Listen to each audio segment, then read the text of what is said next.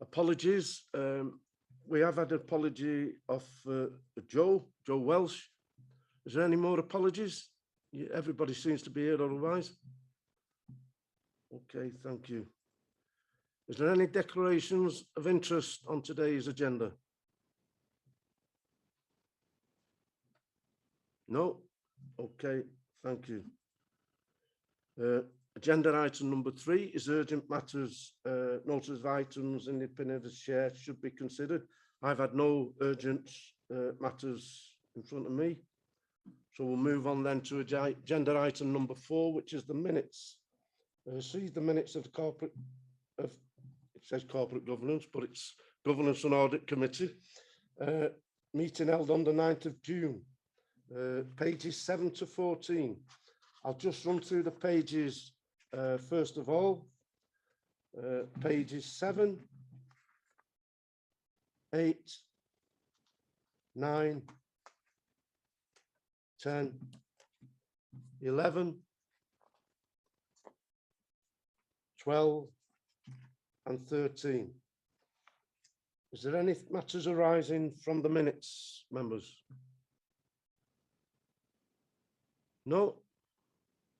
Martin's talking, but we can't hear him. So I panicked then. I lost the minutes for some reason. I must have touched something that I shouldn't have touched. I think item 7 in the minutes, it's one minor item. It's a typo. It says the Kahar thanked LSM. I presume it's the chair, I think, Mr. Chairman. Okay. Yeah, thanks for that, Martin. Okay, moving on then from the minutes to agenda item number 5, which is the draft statement of accounts 2020-2021. Receive a report by the head of finance and property, copy enclosed, to provide an overview of the draft statement of accounts 2019-20 and the process underpinning it. Julian, is that you coming in on that one? Yeah, I'm gonna start off before handing over to Steve, just to give you some background.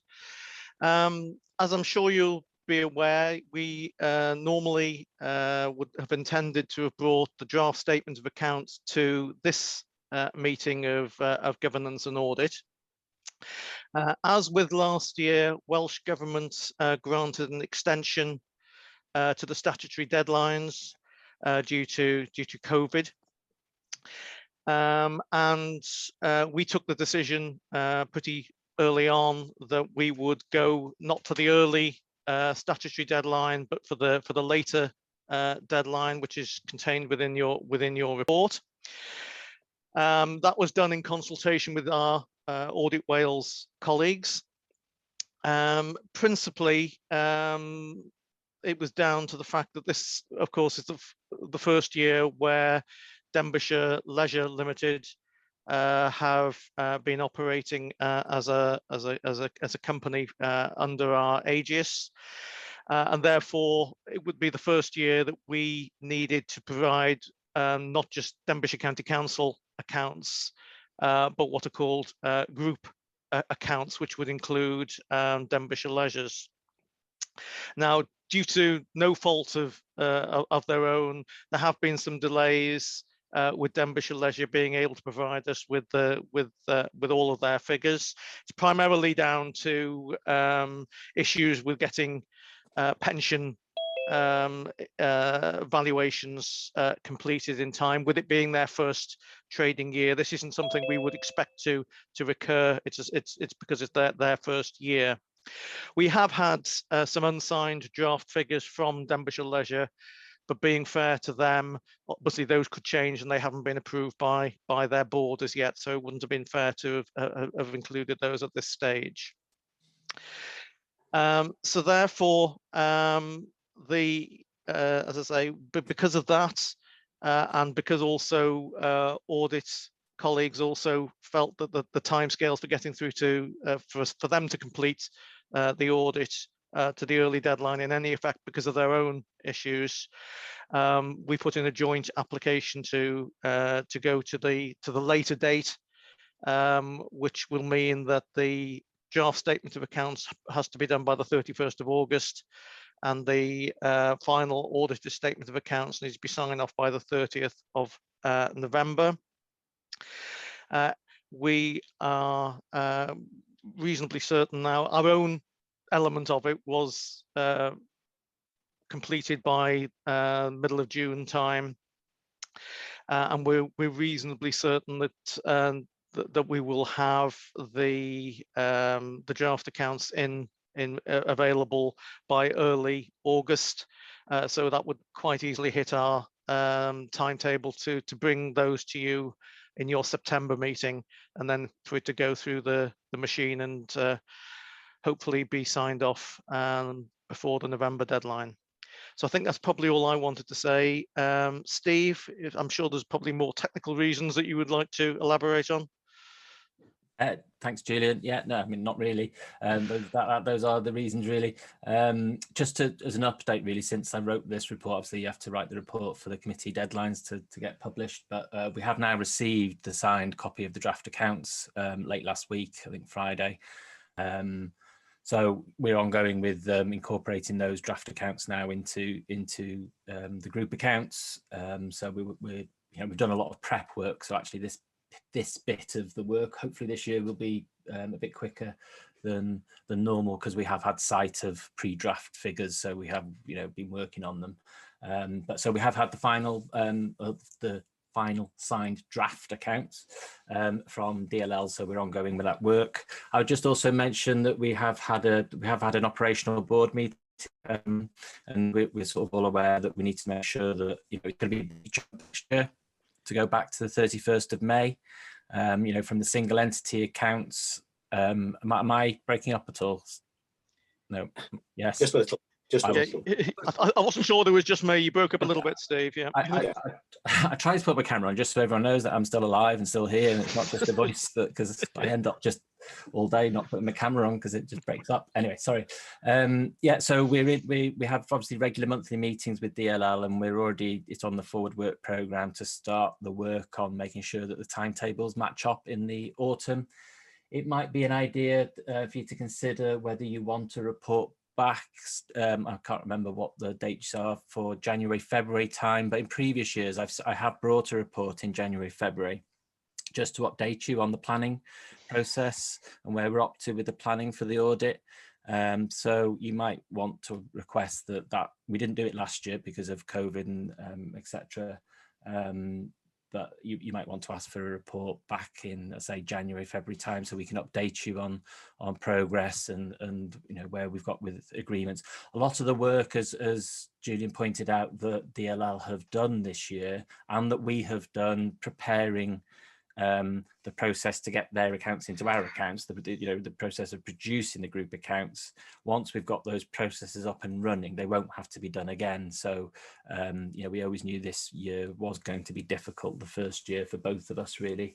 And yeah, so happy to bring a report back sort of early next calendar year to update you on progress on the planning. Okay, thank you, Steve. Any questions from members? No, you all seem content. Oh, Paul. Yes, Paul. Thank you, Chair. It was only looking at the recommendation and reference to the forward work programme. It looks as though the draft is in the forward work programme for the 22nd of September, but the statement and Audit Wales report is not in the forward work programme for the 24th of November. That's right. We're requesting that gets put onto the forward work programme. Okay, Steve, fine. Sorry, so Chair. If you agree, then hopefully the Prodigy will put it onto the forward work programme if you agree to that adjustment to your forward work programme. We didn't want to assume that you were happy with the proposal. Yeah, we can do that, Steve. Thanks. Members, Steve did mention if you'd like a report coming back either Jan or February. Would you like a view of that? January, Feb? Yes. Yeah. Yeah, if that could be arranged, Steve. Yes, no problem. Yes. And I'll go to the recommendation. To note the update on progress to complete the draft accounts, 3.1, 3.2, to agree to amend the committee's forward work programme, to consider the draft statement of accounts at the meeting on the 22nd of September, and to receive the final statement of accounts and Audit Wales audit report at the meeting on 24th November. I move, Mr. Chairman. Thank you, Martin. Seconder. Ellie, thank you. So, thank you, members. Moving on then to agenda item number 6. That is the annual treasury management, to receive a report by the Head of Finance and Property on the annual treasury management and treasury management update about the Council's investment and borrowing activity during 2020 and 21. Also provides details of the economic climate during the time and shows how the Council complied with its prudential indicators and the details of the Council's TM activities during 2021-22 to date. Julian, is that you again? Yes, afraid so, Chair. Pages 21 to 52, members. Okay, I'm just going to give a bit of a general introduction before handing over to Steve for any of the technical elements to this. As usual, I'm sure you're all quite familiar with the organisation of this report by now. It's in 2 parts. One is historical, in that it's the annual report for 2020 to 21, and then the second part is our usual update report on the current position. In terms of the annual report, I'm not going to go through it obviously in line by line, but just to cover the main headlines. We set out at the beginning some background, both locally and in terms of the national and indeed world financial situations. Section 2 in the report covers the borrowing activity, and you'll see that the overall figure as it cut off there was slightly less than the previous year due to paying off historical loans. Then we go on to touch on our investment activity. We obviously do quite a lot of that, but I think it's pertinent to point out, and those through the budget workshop last week will have heard Steve say this, that essentially we are a borrowing authority now. We went through a period when we used our own funds to borrow, but now essentially we borrow for our requirements. Again, then, just to confirm that the sort of order of policies that we follow is very much first is security, then there's liquidity, and then only finally do we then consider the yield. And to all intents and purposes, I think it says in the report that our investment income has garnered us the grand amount of 0.003% investment income. So to all intents and purposes, there is no yield, and that's been the position for a number of years now, unfortunately. We then go on to talk about the prudential indicators, and would confirm that we have complied with all of those that were set by full council in February. We also would confirm that there's no money laundering been going on during the course of the year. Annex B to the report deals with the prudential indicators, and the one that I know members like to pay a fair bit of attention to quite rightly is the second one, in relation to the ratio of our revenue budget we use essentially to support support borrowing. And you'll see there, by and large, it's remained pretty unchanged at the moment, around about 6.65% on the general fund and 35.9% on the HRA. The HRA obviously is higher because we use our rental income to invest in our existing and our new build program of works. And again, those of you who were at the budget workshop will know that we're starting work on developing an overall medium-term capital strategy as in order to that we can make informed decisions on what we include and what we don't include going forward into the capital plan, because of course that will have a significant impact potentially on that ratio on the general account, and we'll bring more back on that at a later date. I'd confirm, and you'll see in the final couple of paragraphs there, that we have been well within all of the three main boundaries that were set: the capital financing requirement, the operational boundary, and the authorised limit, and we've not come close to those during that financial year.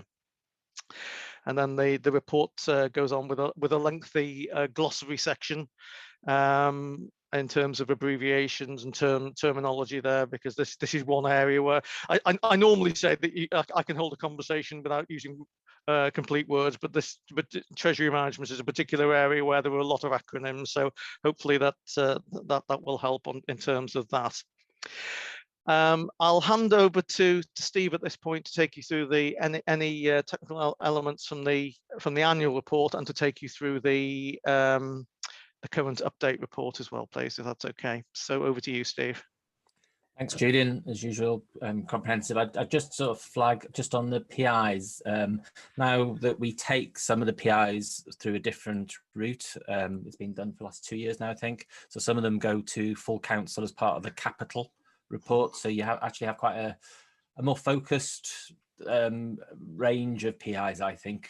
So what you have really is measurements of how much we think we should borrow, which the main one we look at is that the ratio in 2.1, that non-HRA ratio, which Julian referred to.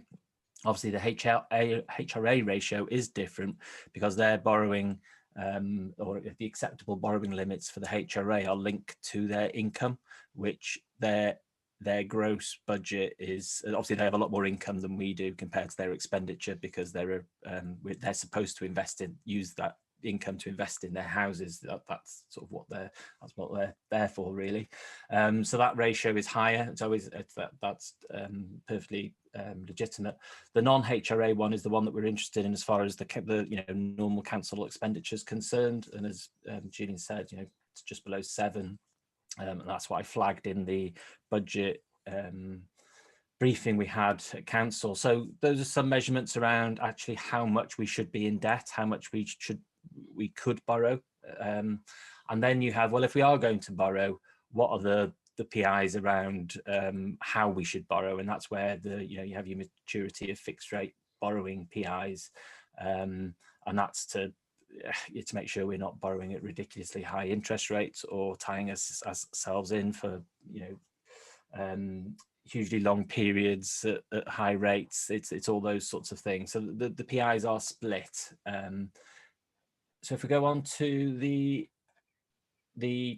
Appendix 2, which is the Treasury Management Update, obviously you can listen to 4 or 5 different economists and have completely different views of what's going to happen in the future. So there is a little bit of stargazing in this, but I think we have our Treasury management consultants who bring a lot of that information together, and we meet them quarterly, and they go through what their really considered estimates are on what's going to happen with interest rates, with the economy, and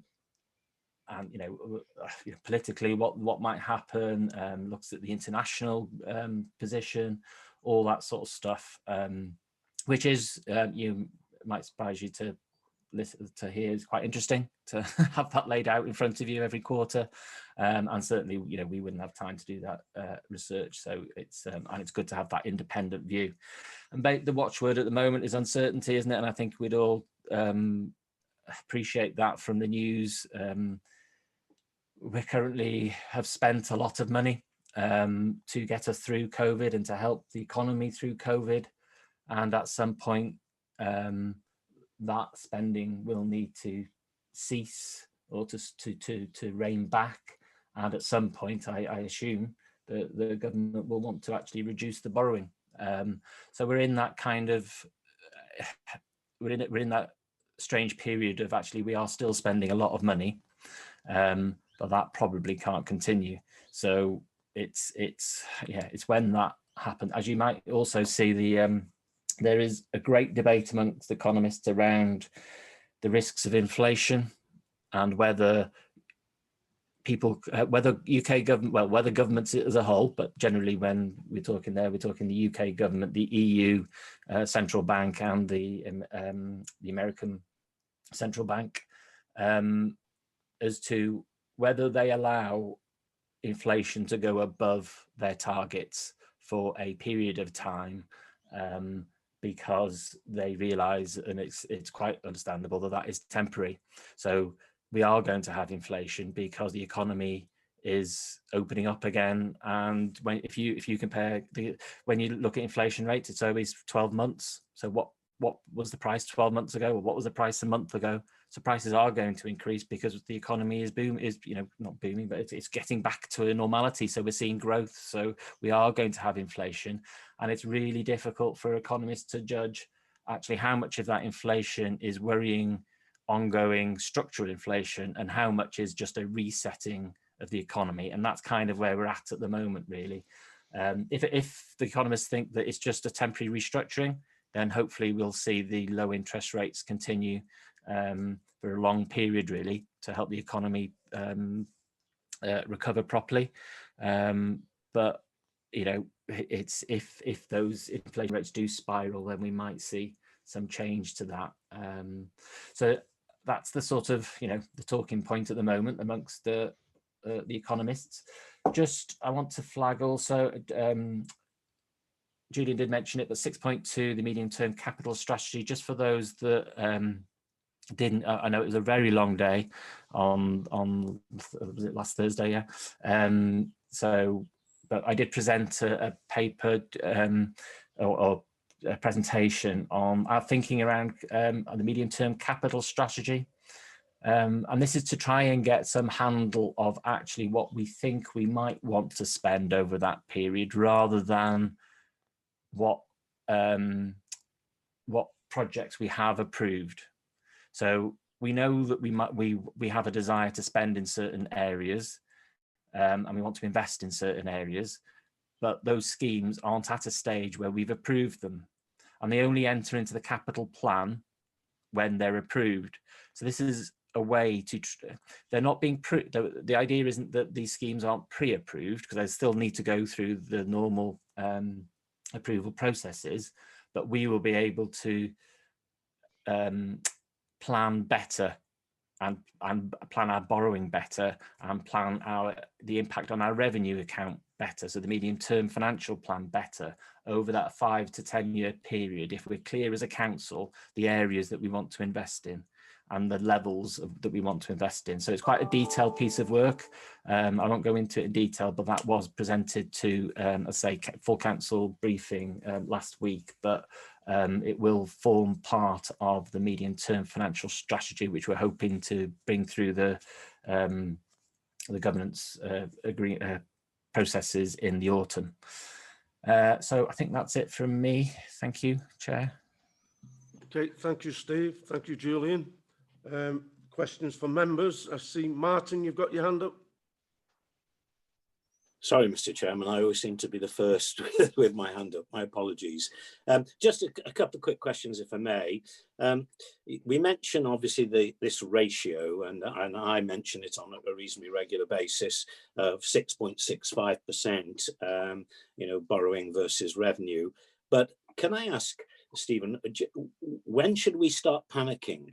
What sort of figure, what sort of ratio would be the one that we as councillors should be looking at and saying, oh, hold on a second, guys, this is looking dangerous? So what sort of figure, percentage, would you say was the correct figure for that? I notice on 2.223, Arlington Close to provide training These are the guys who advise you. I just wondered whether you had any dates for that, because some members, I always look forward to a training session on Treasury, but some members obviously may want it more than possibly some of us. So be good to see when that's going to happen. Let's have a look. Oh yes, page 31, 4.6. We state there's a minimal risk by investing in government or local authorities, and I'm assuming borrowing as well. Can I ask, because obviously the banks are rated, there's a credit rating for banks. Is there a credit rating for local government? Because we know that 1 or 2 local authorities have gone bankrupt in the last 12 months. I think there's one in London that's getting very close to it at the moment. So is there a credit rating list for local authorities to say which ones we should borrow or invest in? Invest, I think, would be more of a concern if they're going bust. But as you say, we're not investing a great deal of cash at the moment, but it would be interesting to know that one. Yes. Page 36, we borrowed some money, and I think about 12 months ago, I think I recall you saying that we borrowed some money because it was a good time to borrow. It was relatively cheap. What did we use that money for? Was it paying off some of these old debts, or borrowing, I should say, that have come to the end of their life? Just again, a question there on that one. I still see that on the borrowing figures, the largest part of our borrowing, 148 million, is still borrowed over 10 years or more. Those millstones round our necks from previous councils and our share of Clwyd and Rhuddlan and places like that. I think that's enough from me for the moment, and I might come back again with further questions. Okay, thank you. Julian, do you want me to? If you want to pick up what you can, anything else, I'll try and chip in. Yeah, there's the 6.7% figure. It is a balance. There isn't a hard and fast rule, and that's the point really. And that's why it's only, we're looking at that. That's only one of the PIs, but it is an important one because what it does is tie up our net, that element of our net revenue budget we can't touch for a long time. It's fixed effectively. Certainly, for my lifetime here in the council's probably, if we sign up for a 25-year borrowing, then it's not going to be us who pick up those pieces, as you've just referenced in that final comment. They will be there, that borrowing will be there, and we will have to carry on paying that back. So that's why it's important. I think we've always felt that. But the flip side to that is, and as part of the slides, I've identified reasons why we want to invest, and some of them might be good reasons for our locality. So, for example, 21st century schools, building schools for our children. That's obviously a good thing to do. We're levering in a huge amount of Welsh Government funding. That's good. However, there are also just sort of more run-of-the-mill things whereby if we don't invest in our existing assets, and you could argue the highways issue is one of those examples, then the bill just gets higher and higher. So as a council, we are responsible for those assets. If we don't invest in them now, in 5 years' time, we will have to spend twice as much. So there's various, we would probably borrow to invest in areas like that more freely than we would in a shiny new whatever. Usually the imagination as to what some shiny new example of something you might want to invest in. So and that's part of the complicated criteria and assessment that we'll go through in the medium-term capital strategy. But we've always felt that anything approaching 10% would be cause for concern, and I think that Julian shares that view, although obviously can put his own view, but it isn't an exact science. So if it went, for example, when we've done the figures for what we've done so far on the medium-term capital strategy, it would mean we went over that 10% level quite significantly. So that's why we have to do look at those plans and see what's affordable. However, we only go over for a period of time and then it comes back down. Now, as a council, we might think that that is acceptable to just go over 10%. You know, I wouldn't want to see 10% as a golden, you know, if we go up to 11% for 2 years and it comes back down again quite quickly after that, because we know that some historic loans are dropping out, then why wouldn't we do that sort of thing? So it's not as black and white as you know, we think. But so that's probably a long-winded way to say it's a complicated issue, but anything around 10% or approaching 10%, we would be concerned. All enclosed training, yeah, we had training. Sorry, Julian, did you want to comment at that point? No, sorry, I was just going to say before we moved off that particular element. It's what Steve says. There is no hard and fast rule. It's probably, in many respects, probably that one is a political decision, and it will. And we all, there's 47 of us, and we probably all will have 47 different versions of what we feel is our acceptable level of risk, if you want to put it, because we're all different and we all accept things differently. So I think it's probably fairly well known. So yeah, I'm not certainly not disagreeing with anything Steve would say on this.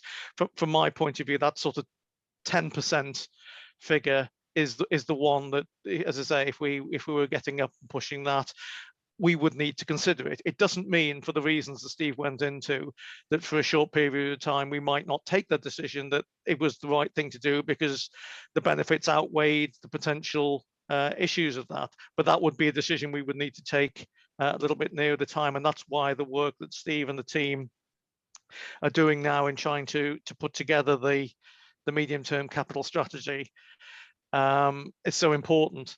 Because then we can prioritize. We can say, well, we might want to only go up to X amount because we can only afford, you know, that would have such and such an impact on that borrowing ratio, and we're not comfortable going higher.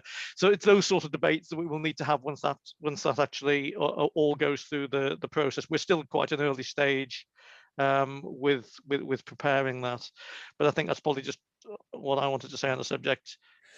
Just to add as well, so I don't want to prolong this bit, but just to add, I mean, an example of why it can't be a hard and fast rule is, for example, the way that Welsh Government are funding the flood schemes, the large coastal flood schemes. We're actually having to borrow for all the scheme, and they are giving us the money for, I think it's 85%. It's 85%. 85%. Yeah. 85% of the borrowing is being funded by Welsh Government.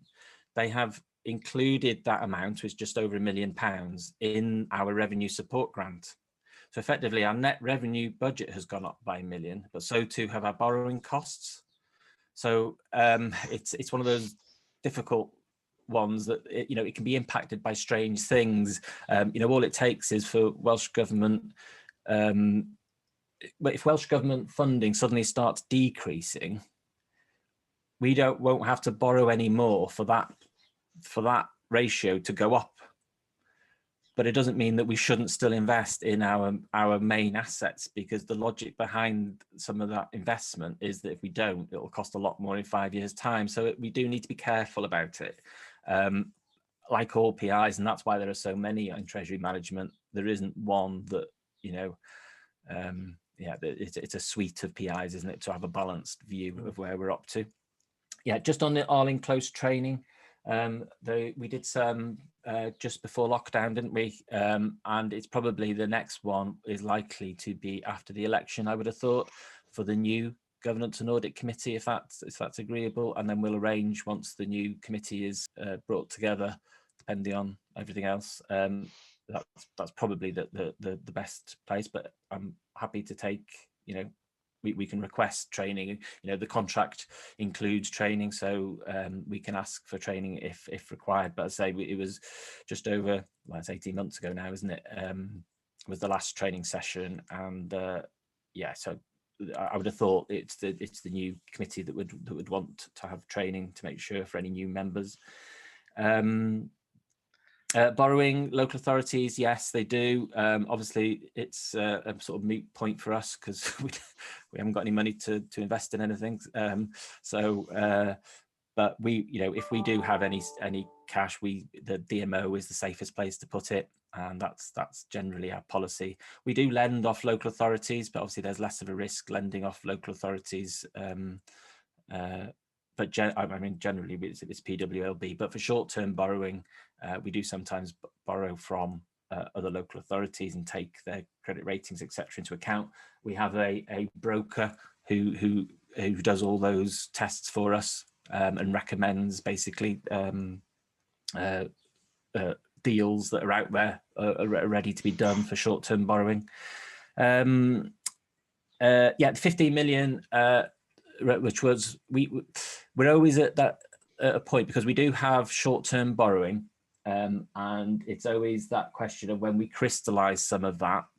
And that's the position we're in, really, and that's what a lot of the meeting with Treasury Management consultants is concerned about, as to when to lock in that borrowing.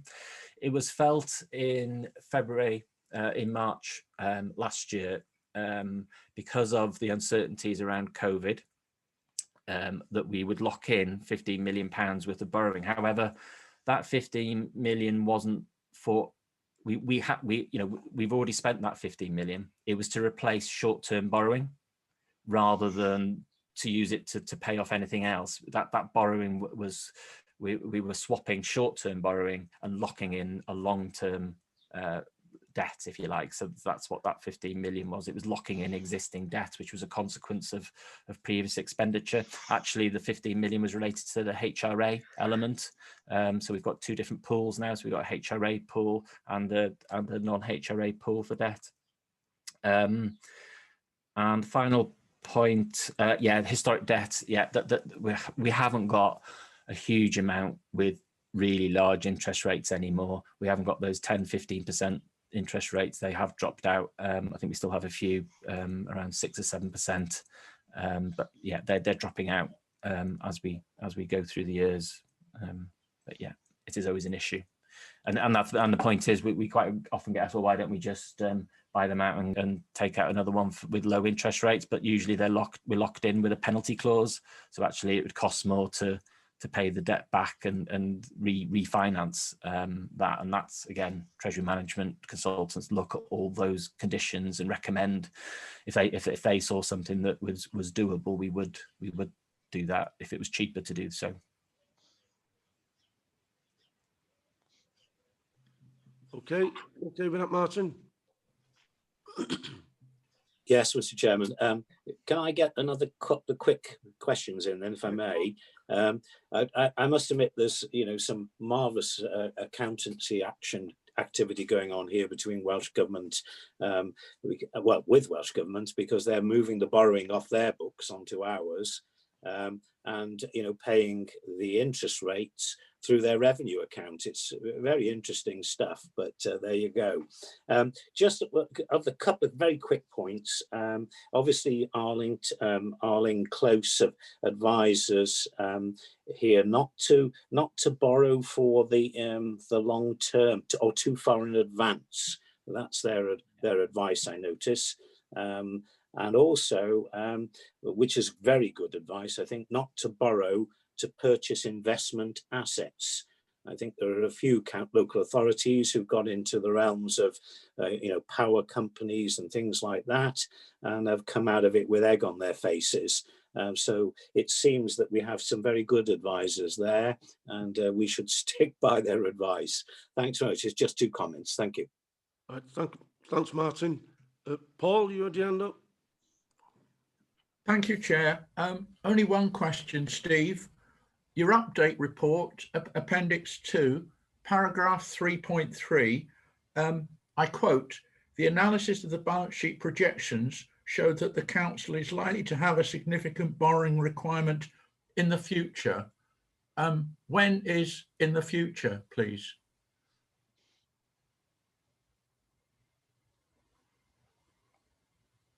Sorry, switch myself off then instead of on. Yeah, over the next 5 years, basically we need to borrow for the existing capital plan. For all those things that we've already approved, we will need to borrow for. So over that 5 years, our borrowing requirement will go up. And then if we didn't borrow from any more, that would slowly go back down over the next 25 years. What we're trying to sort of get to a position is we know that that isn't going to be the case. We're not going to, as a council, in 5 years' time, not approve any more capital projects. And that's why we're trying to get a handle on the medium-term capital strategy, so that actually, the Treasury Management advisors can model in detail to fund our existing approvals. And I think from that figure out, our borrowing goes up to about 280 million. Over the next 5 years. If we did, but that's if we didn't approve any more capital expenditure, which we know we will. We've got projects in the pipeline, and that's what we're trying to do with the strategy. Yeah. I mean, that's fine. Thank you very much. Thank you, Chair. Okay, thank you, Paul. Any other members' questions before I bring in Merrick? No? Okay, Merrick. Diolch yn fawr, Mr Cadeirydd, caredig iawn. Ga i ddiolch i chi am yr adroddiad cynhwysfawr a chymleth yma. Mae o'n ddiddorol tu hwnt fo sy'n all o. Ond be dwi'n edrych am ydy, lle mae pont Llanerch Tarefnant yn eich cynlluniau yn mynd ymlaen? Achos mae yna dipyn o gostau hefo hwnnw, fel dwi'n deall. Diolch yn fawr. Yeah, diolch, Merrick. Yeah, the bridge is on our horizon planning exercise. It's been raised. Obviously, the costs are unknown, so there's an estimate in there.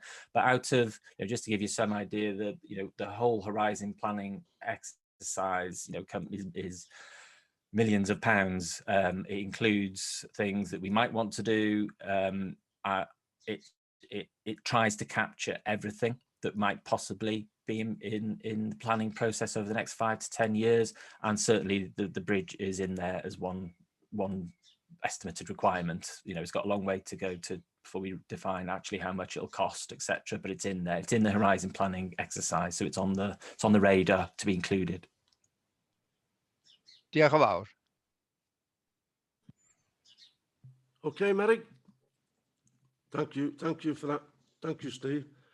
Just before we move on to the recommendations, if I could ask either Julian or Steve, you mentioned earlier on about the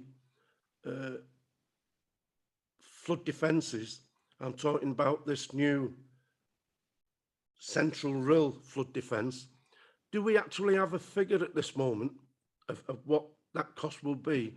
And I know you mentioned Welsh Government will fund 80% of it. We have to find a 20%. Do we know the actual full amount of what that sea defence will cost?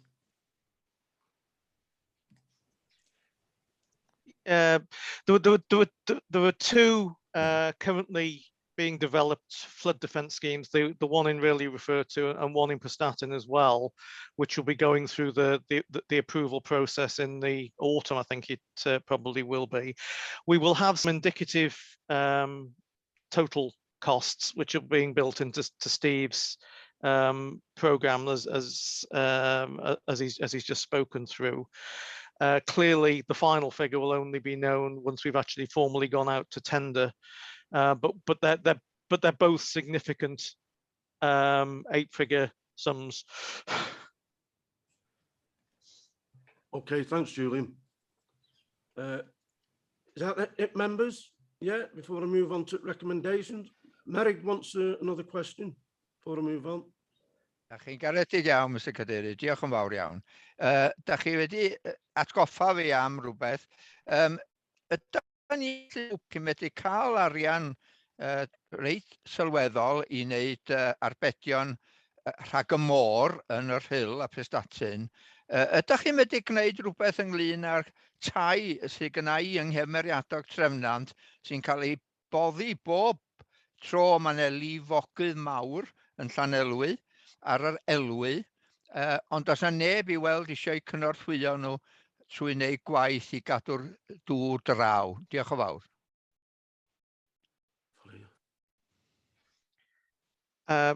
It's probably outside my field of expertise to respond in terms of the technical elements of that.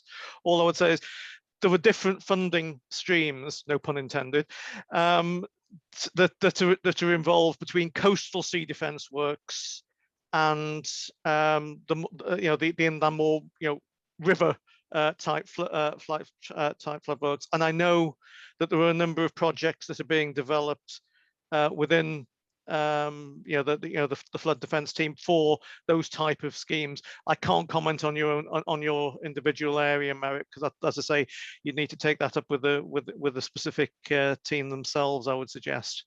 But I know that they are looking at a number of those projects because they do have separate funding available to them, apart from the larger scale ones we've talked about.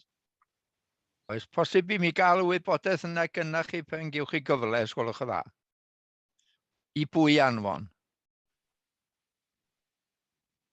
I would suggest you have a word with Wayne Hope. Yeah. Diolch yn fawr. Wayne Hope's got a handle on all the plans. I think it's a bit more complicated as well because obviously the rivers are the prime responsibility of NRW, so we have to work in partnership with the NRW on river schemes. But I know we are working on certain schemes with them. Diolch yn fawr.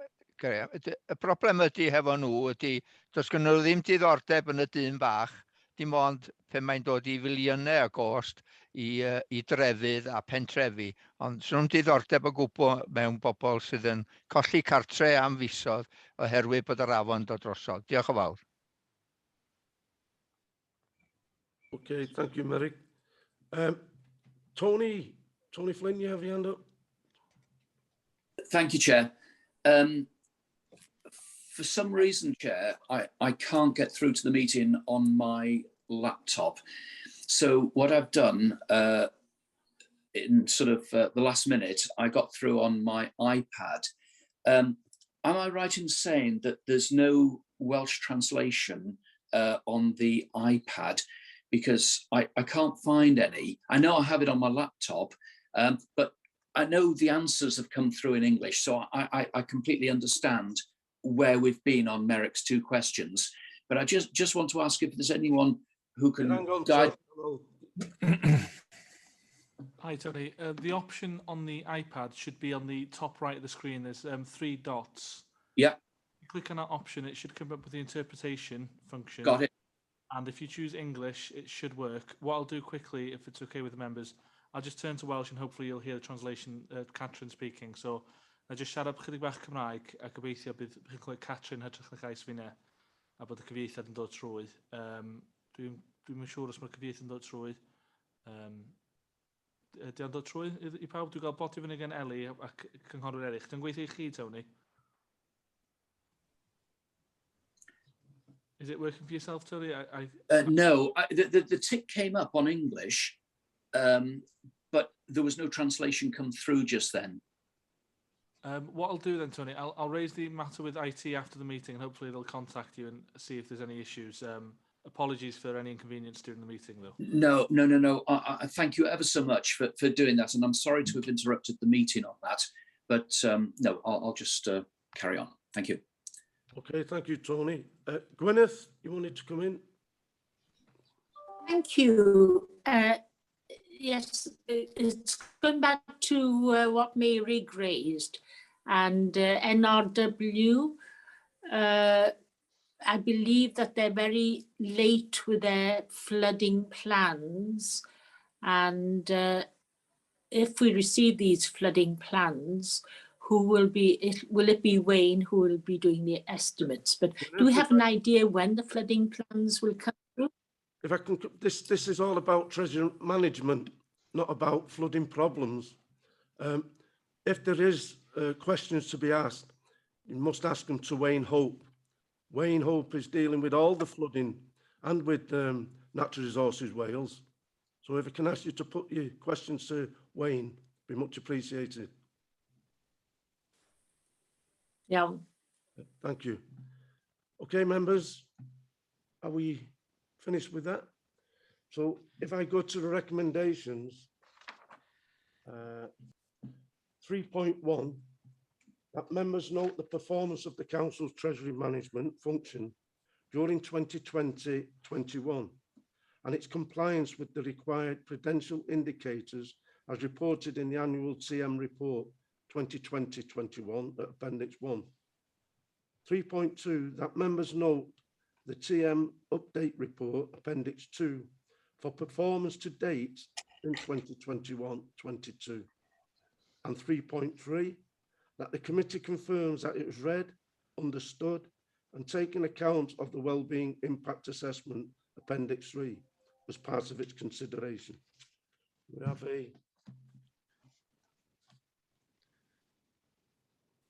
Martin, you propose?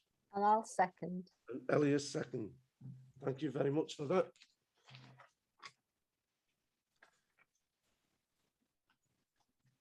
Moving on then to agenda item number 7. Oh, Chair, I'm sorry to interrupt you, Chair. Before we move on 2.23 there, it says that Arling Close will be providing training sessions for members shortly.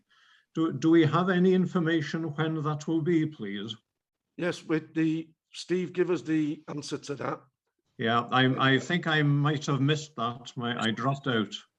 Right, I'm sorry, Reece. Yeah, the answer is that the training will be brought in for the new council. All right, okay. Yeah, we did have training, I think it was about 18 months ago. Okay, thank you. As a new member of the committee, yeah. I hope I'm still here when I'm trained next council. Thank you. Of course, mate. Thank you, Reece. Okay then, agenda item number 7, which is audit inquiries 2020-21, Retrieve report from Head of Finance Property, introducing the audit inquiries letter and council's response to those inquiries. Pages 53 to 86, members. Julian? As this one is quite a technical one, I'll hand this one straight over to Steve. Thanks, Julian. It's yeah, not an overly exciting one. Yeah, this is something that we have to agree each year, and it's you know, it is important. There's an element of you know, so a lot of these issues are covered in the annual governance statement, in the draft. Well, in the final statement of accounts around risk and governance arrangements, but this is a specific requirement that Audit Wales ask us to respond, and we need to get the chair of the Governance and Audit Committee and myself as a Section 151 officer to agree that response. So the way we do it in this council is we bring it to this committee for any comments, and you know, I can make any amendments that you might want to make. So the appendices, so your first appendix is the letter we receive from Audit Wales, so that's just for reference. The actual information starts on page 73, and actually in substance it's our response that starts on page 75. Now, as Welsh Government, as Audit Wales, you know, they give us, this is what you said last year, 1920. So our starting point is because most of those controls are still in place. So I don't intend to go through this in huge detail, but what I'll do is just highlight the changes from last year and the things we've added. So on the question 1, we've added at the bottom, a lot of the things we've added, by the way, are mainly coming out of internal audits, for example, or changes to our risk assessment, or come out of our assessment for the annual governance statement. So there's nothing really that we've added because of this letter, but they're things that have happened during the year anyway, and recommendations that, for example, internal audit have recommended. So we've put some more actions in. So the first new one is on the bottom of question 1. So if you look in the right-hand column, which is the 2021 response, the last point there, current review of guidance on use of purchasing cards. And this has come out of an internal audit report. So, and it's largely around having a comprehensive set of guidance for the, well, as it says, for the use of purchasing cards, especially around the internet, really. But instead of just doing it for the internet, which I think was the point made in the audit, we want to do a full review of all our guidance as far as purchasing cards, because obviously it is an area that is, you know, at risk of fraud, so we need to make sure that that's as tight as possible. The only other changes I've done is obviously I have done a search and replace for governance and audit committee, but I think the chair has certainly pointed out I might have missed a couple, so we probably need to, certainly in my recommendation, I think, so that needs to be just changed when we do the recommendation. The next addition is at the bottom of question 2. So what processes are employed to identify and respond to the risks of fraud more generally, and specific risks of misstatements in the financial statements? And this is around our incorporation into the corporate risk register of that risk of fraud. Lisa Lovegrove came to SLT with a detailed report on this, and you know, there's detailed mitigation controls around, but it's formally on our corporate risk register now. And as I say, Lisa has done a lot of work on that, so I think that's correct. The next change, the final change is on if you go down to just inquiries of those charged with governance in relation to fraud, which is, I'm just going to check the pack now, which is on page, it's on page 79 on your pack, and it's on question 1. So we've added, and actually, you know, again, it's Lisa who's added this, 2 elements there. Those final 2 elements: governance and audit committee have a role in reviewing the strategy for the prevention of detection of fraud, corruption and bribery, and fraud response plan, and that the governance and audit committee maintains oversight of the corporate risk register, which includes a corporate risk relating to fraud. So linking it back to that we now have fraud on the corporate risk register. So those are the main, well, those are the changes, other than correcting typos and names of people and changing that sort of stuff. Those are the changes really from last year. So if you're obviously, if you take any questions, or if you're happy to approve that, Chair, I then, if you're happy, Chair, and if the committee is happy, then I formally forward this to Audit Wales as our response, or make any changes if you feel appropriate. Yeah, thank you, Steve. I've got Paul with his hand up. Thank you. Sorry. Thank you, Chair. Not a question, really a comment. It's good to see feedback from audit reports and outcomes from audit reports being input into this sort of document. Good practice, and well done to all concerned. That was all. Thank you. Thanks, Paul. I think hopefully you'll see that in the annual governance statement and the new statement that I've got to do for financial management that forms part of that. So we have incorporated quite a bit of internal audit recommendations in that for improvements going forward. Yeah, I mean, the point I was making was that audit reports are not just addressed to, sorry, internal and external audit reports are not just addressed to the auditees. They can have wider corporate implications, and this is a good example. So well done to all concerned. Thank you. Thank you, Paul. Rhys. Thank you, Chair. Just one question. Is Denbighshire Leisure Limited covered by all of this as well? Thank you. Thank you, Rhys.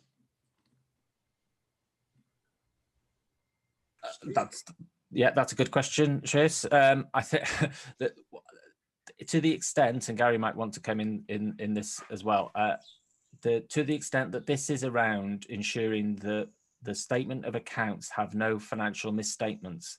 So in that sense, yes. So that, in other words, we have proper governance arrangements in place to manage the DLL contract. There their statement of accounts are independently audited as well when we receive them, and our internal audit do work on DLL to give us that assurance as well. So I don't know whether Lisa or Gary want to add to that, but that would be my take on it. Sorry, you two. No, I think Steve's right insofar as this report's concerned. There was an audit of the governance arrangements between the council and DLLL, and we've got a strong governance arrangement around that. So in terms of the relationship of this report to DLL, then I would agree with everything that Steve's just said. Thank you, Rhys. Okay, thank you, Chair. Martin? Thank you, Chair. It's only just a question for information or clarification. Appendix 3, page 69, talks a great deal about related parties and are, checking that, making sure that things are right there. What do we mean by related parties? Is that, contractors and businesses that we deal with, or is it internal related parties? I just wondered what that was about. I think I did read somewhere, I'm not sure if it's in this report, that the discussions about CHAPS, which brings back memories for me, having worked in banking for 35 years. It was just interesting to see that that's still being used, but there you go. Okay. Yeah, I still have to sign CHAPS forms on a weekly basis for, yeah. But yes, on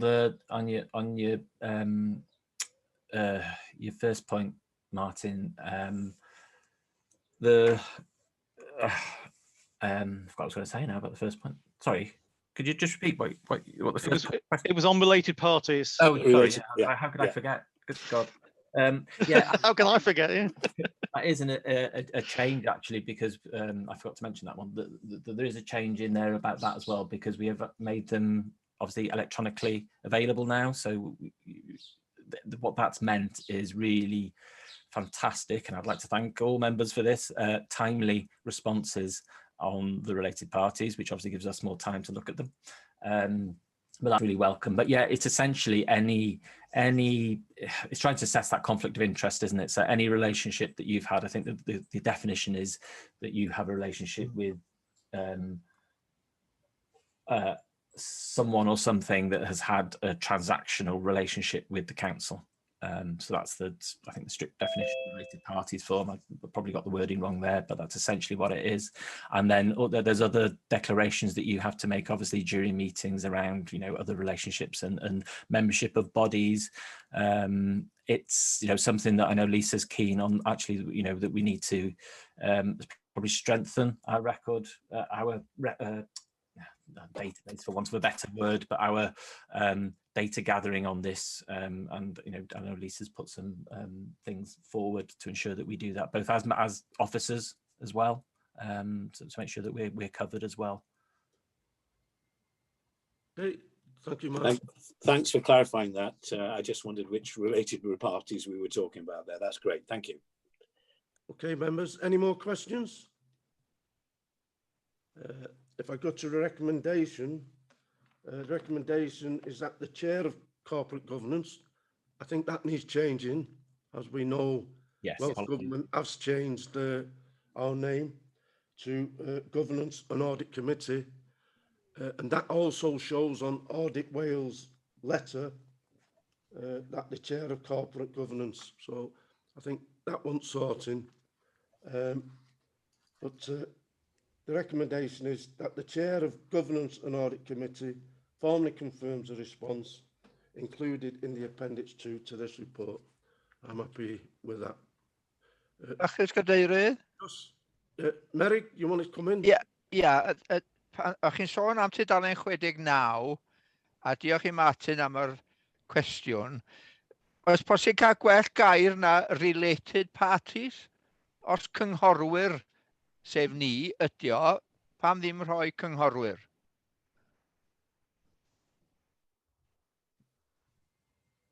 Related parties is the technical term. It's a yeah, it's just the appendix 3 isn't you know, that's what we get from Audit Wales.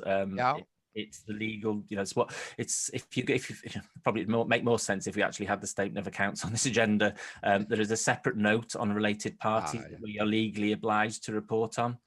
So that's why it refers to those related parties, because they will audit that note independently and separately from all the others and whether we've dealt with them correctly. So it relates to that note in particular. Diolch yn fawr, Steve. No, thank you, Merrick. Paul, did you want to come back? No, okay, sorry, I thought you hand up. Okay then, members. Moving on then to agenda item number 8, strategy for the prevention and detection of fraud, corruption and bribery and fraud response plan. It's pages 87 to 124 to receive the report by the Chief Internal Auditor, setting out the Council's commitment to preventing, detecting and deterring fraud and corruption. Lisa? Okay, thank you, Chair. I've written the report. Just wanted to mention that Gary and Steve have been consulted and inputted into it as well, given their roles over the Council's counter-fraud arrangements. So I'll just take you through the report and the appendices fairly quickly. I do have to flick screens, so if I break up or if you can't hear me, just please say, because I won't be able to see if anyone's putting their hands up or anything. Okay, so the strategy for the prevention and detection of fraud, corruption and bribery is an existing strategy that's been updated. I think the last one was dated 2016, so it's timely for it to be updated. And this update has considered the local government's strategy, which is called the Fighting Fraud and Corruption Locally 2020. So it's very timely, and we're picking up on any changes and updates because the fraud risk climate is constantly changing as well. So it takes account of that. So the strategy is not concerned with just operational activity to detect and investigate fraud, but also proactive actions to deter and prevent fraud. So it's around the Council's culture around counter-fraud arrangements. The fraud response plan as well is attached in this appendix. That's had a bit of an overhaul really to strengthen arrangements, basically reflecting what our existing processes are. There's a fraud response panel, which we didn't have previously, that's just been strengthened to make sure that those that should be involved are involved at an early enough point, and also to ensure better alignment with HR and HR policies, particularly the disciplinary policy, so that any fraud investigation we might do in terms of allegations coming through, that they are being put through the proper channels in terms of resulting in a disciplinary should that be required. So in terms of the strategy, which is Appendix 1, I'm not planning to go through that in any detail. The text shown in red are the key changes compared to the previous strategy. So hopefully that helps for you to see what the key changes are. So there's a change there to the policy statement. And the key change around the introduction is making sure that suppliers, contractors and customers are reflected in there, as also being a requirement for them to have suitable counter-fraud arrangements in place, or being considered in our counter-fraud arrangements.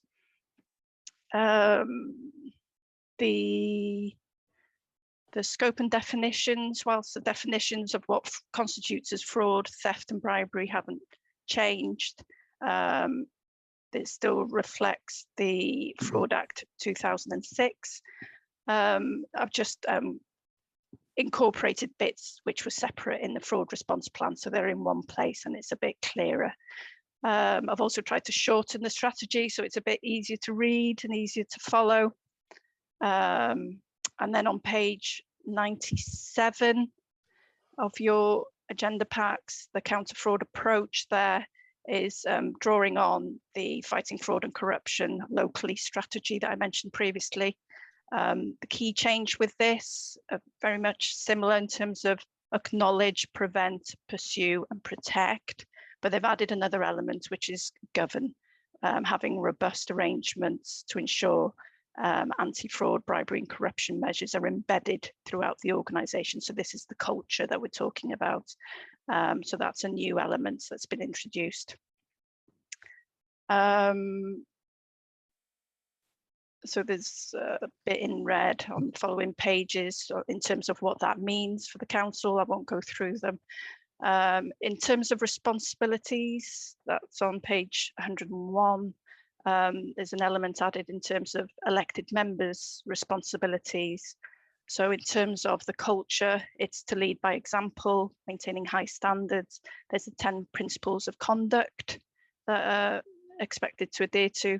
There's the declaration of interests, gifts and hospitalities that members often have to do at the start of meetings and things like that, but also to report any concerns regarding potential fraud, bribery and corruption, should any come to light. So just thought I'd mention that.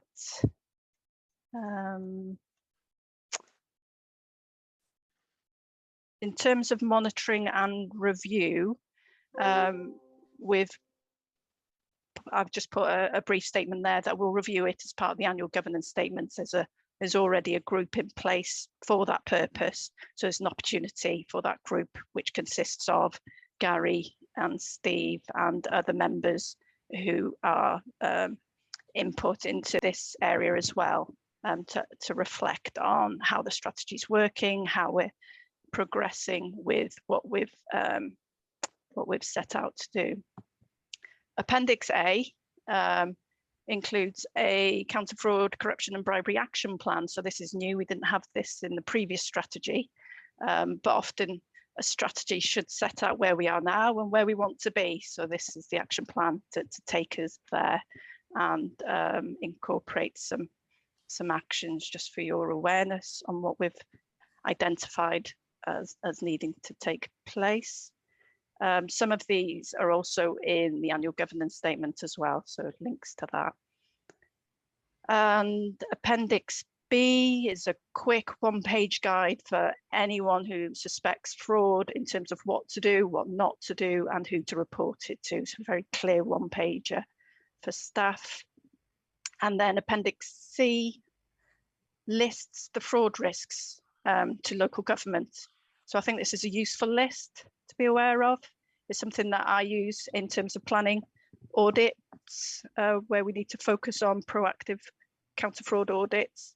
And I've also circulated it with a senior leadership team and asked them to consider these fraud risks for their own areas. So that links into what Steve said relating to the previous item on the audit inquiries. The fraud and corruption response plan, I won't go through this. It is an overhaul from a previous fraud response plan, and it's meant to be almost a procedural guidance for those that need to deal with an allegation of fraud in terms of clearly setting out what needs to happen, and also anyone who's going through it in terms of being suspected of fraud, that they've got an awareness of what the process involves. We have shared this with the unions, trade unions, for their awareness as well. So that's it. I think that's all I wanted to go through. If there's any questions. Thank you, Lisa. Yeah, if Rhys was quick in there. You've got to be quick when you've got Martin in the group. Thank you for the report. Very comprehensive and surprisingly easy to read as well. Could I ask two questions, please? The first is on page 96, where it says scope and definitions. I'm probably going to be told that this is a legal term, and I've been trying to think of a word instead of it. It says the new sentence in red, the council also expects that contracts, funds and partners to have their own equivalent arrangements in place to counter fraud and corruption. It doesn't seem a very strong word, expects. I'm not sure what you could put instead. Insists upon, but I just thought that maybe that, although I understand why it's there, whether it could be phrased slightly more strongly, I don't know, but there's probably a reason why it's only expects there. So that's my first question. The second question is on page 103. And it's under the title Employees. And it's the new sentence, to declare any business or personal interest to the head of service. And I just wondered whether it should go higher than the head of service, whether their own head of service was sufficient there. Okay, those are my two questions, Chair. Thank you. Thank you, Rhys. Can you answer that, Lisa? Yeah, I'm just checking I'm not on mute. Yeah, in terms of the wording expects, I don't know if there's a legal aspect to that. It was just a word, and it could be strengthened. I've got no issue with strengthening that. In terms of contractors, it's built into the template contracts that are set up. Partners, if they do go through legal, I know that they're legal agreements, but more informal partners, it would be difficult to put any sort of rigor in terms of that, if it's more informal arrangements, but insists upon, I can't see any issues with changing that word. Okay, thanks, Lisa. Okay, thank you. The other bit in terms of employees declaring personal interests to head of service, yeah, it's really for the head of service to then be able to respond to that request, to say whether that's appropriate, and also whether that's the case, to put any safeguards in place should they not be expected to do certain activities because of that conflict. But it should be for the head of service to then report that through to legal services to include on the code of conduct register, and then for legal services to have a review what's been put on there as well. So in terms of the wording there, I could expand on it to just be a bit more explicit in terms of. I'm a bit worried that Gary doesn't have enough to do there, and maybe this should go to head of legal after head of service or something. But thank you. It's a health and safety issue here that with all that twiddling, my thumbs will become very sore. Sorry, can't hear you. Can't hear you, Gary. Oh, sorry. It was a fairly trivial comment I was making anyway, so you didn't miss much. No, I think Lisa's right. Is that heads of service know what people are involved in, what people are doing, but clearly they should maintain their own records, which should then be available to us so that we've got an overview. Okay. Yeah, under the head of service responsibilities, there is the last point against them, ensuring a register of declaration of interest is maintained and legal services made aware and safeguards put in place where there is a conflict of interest. So hopefully between the two, that's covered. Okay, thank you. You've answered my question. Thank you. And you can email me the trivial response, Gary. Thank you. Ellie, you had your hand up? Mine is just a comment, just to say I'm very pleased that you've been talking to the unions and showing the paperwork. So that's just a comment, but I'm pleased with everything here today. Thank you. Thank you, Ellie. Yeah. Paul? Thank you, Chair. Two questions on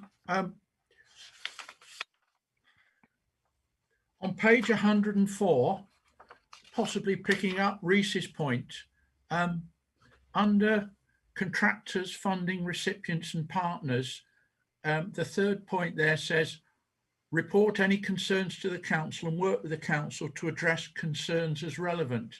My question is, has the council or internal audit had any frauds reported by contractors, funding recipients or partners?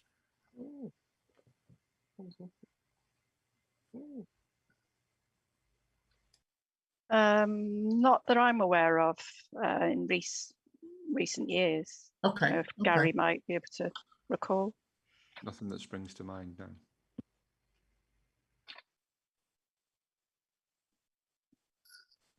Okay, Paul. Yeah, second question, Chair, was page 101, responsibilities. I'm sorry, it's headed elected members. Yeah. Does it include me? Oh, yeah. And does it include members of Standards Committee? And does it, or will it, or should it include additional lay members coming into the Local Government and Elections Wales Act? I have to say, I don't feel excluded at the moment. I'd be interested what your views are. Yeah, I don't think you're going to get away with that one, Paul. Do you want me to go, Lisa? Or do you... Yeah, go ahead, Gary. Yeah, elected members is just it's a sort of a generic term for members of the authority. As you know, Paul, as an independent lay member of this committee, you're a co-opted member of the authority, so you're bound by the terms of the Code of Conduct. You're required to sign the Code of Conduct, as are members of the Standards Committee and those who are co-opted onto scrutiny. So I would say that as a member of the authority, then all of these apply to you in the same way that they apply to elected members. Okay, Gary, thank you. Okay, Paul. Thank you. Thank you. Martin. Thank you, Mr. Chairman. It's just something that came up in the questioning there. You know, we talked about related party transactions before, and that councillors have to complete that return every year. Do staff have to do that at all? And again, you know, obviously there are certain sections of staff who may be more, how can I put it, in sort of more risk areas than others. And I just wondered what the process is, because obviously if staff as councillors, if we have to make statements and then something comes out and we've done something we shouldn't have done, then the statement is there from us to say that we've done what we've said we'd do. But obviously from a staff point of view, do they have to complete an annual return or something like that, just as a matter of interest? And I would assume it would only relate to sort of high risk areas. Yeah, I can answer in terms of my awareness of systems. In terms of an annual declaration, I know certain areas do, where there are risks, and that's something that we pick up in audits as well, such as when we're auditing financial systems, that the staff who are processing transactions make an annual declaration in terms of any relations they might have, to make sure that there are safeguards put in place, that they're not putting through, you know, their partners' council tax payment, you know, that type of thing. But it is inconsistent across the council, and I think I've made that clear in the annual governance statement that the arrangements do need to be strengthened around declaration of interest, and there might be certain areas where an annual declaration needs to be introduced, which is something that we're looking to improve on. You know, just going back to that, you know, because I worked in banking for 35 years, and when I first started, when you were a cashier, you were not allowed to serve members of your own family. That was a strict rule, and we had to abide by that rule. And the early days, I hasten to add, the manager checked all my bank statements as well, and we weren't allowed to have credit cards or anything else with any other company other than the bank, because it was all, you know, related to managing fraud. I think those times have changed slightly, and they're a bit more flexible now. But yeah, there are risk areas in every business, and so I just wondered, you know. I would say too that we used to, you know, certain groupings of staff who worked in, for example, in Treasury, they had to undergo an annual drugs test. So I'm not suggesting, by the way, that we actually ask our Section 105 officer to do the same. But yeah, it's just interesting to see what goes on in outside industry. Cheers. Okay, thank you, Martin. Lucky man to have a bank card 35 years ago. Any other members before I ask members that are not on the committee? No? Mary?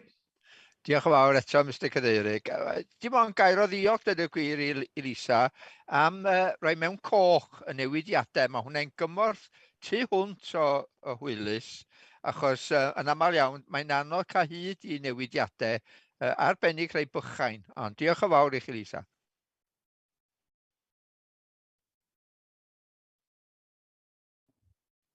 Mr. Chairman, I forgot to say, Lisa, thank you very much. It is an excellent report. It's very clear, and you know, it makes it very clear to all of us as councillors as well. Thank you very much. Paul, you want to come in before? Sorry, Chair. Lisa, I've identified a couple of typos in your fraud and corruption response plan. I'll email you later today, all being well. Thank you. Yes, please. Thank you, Paul. Okay, then, members, moving on to the recommendation. Comment on the revised strategy for the prevention of and detection of fraud, corruption and bribery, and the fraud response plan, and refer it to Cabinet for approval. Do you have a proposer? I propose. Thank you, Rhys. And a seconder was Paul. Thank you. Moving on then to agenda item number 9, which is the internal audit update, which is pages 125 to 150, to consider a report by the Chief Internal Auditor, update members on the internal audit progress. Thank you, Lisa. Okay, thank you. Yeah, it's a standard report. I'm sure you're all familiar with by now.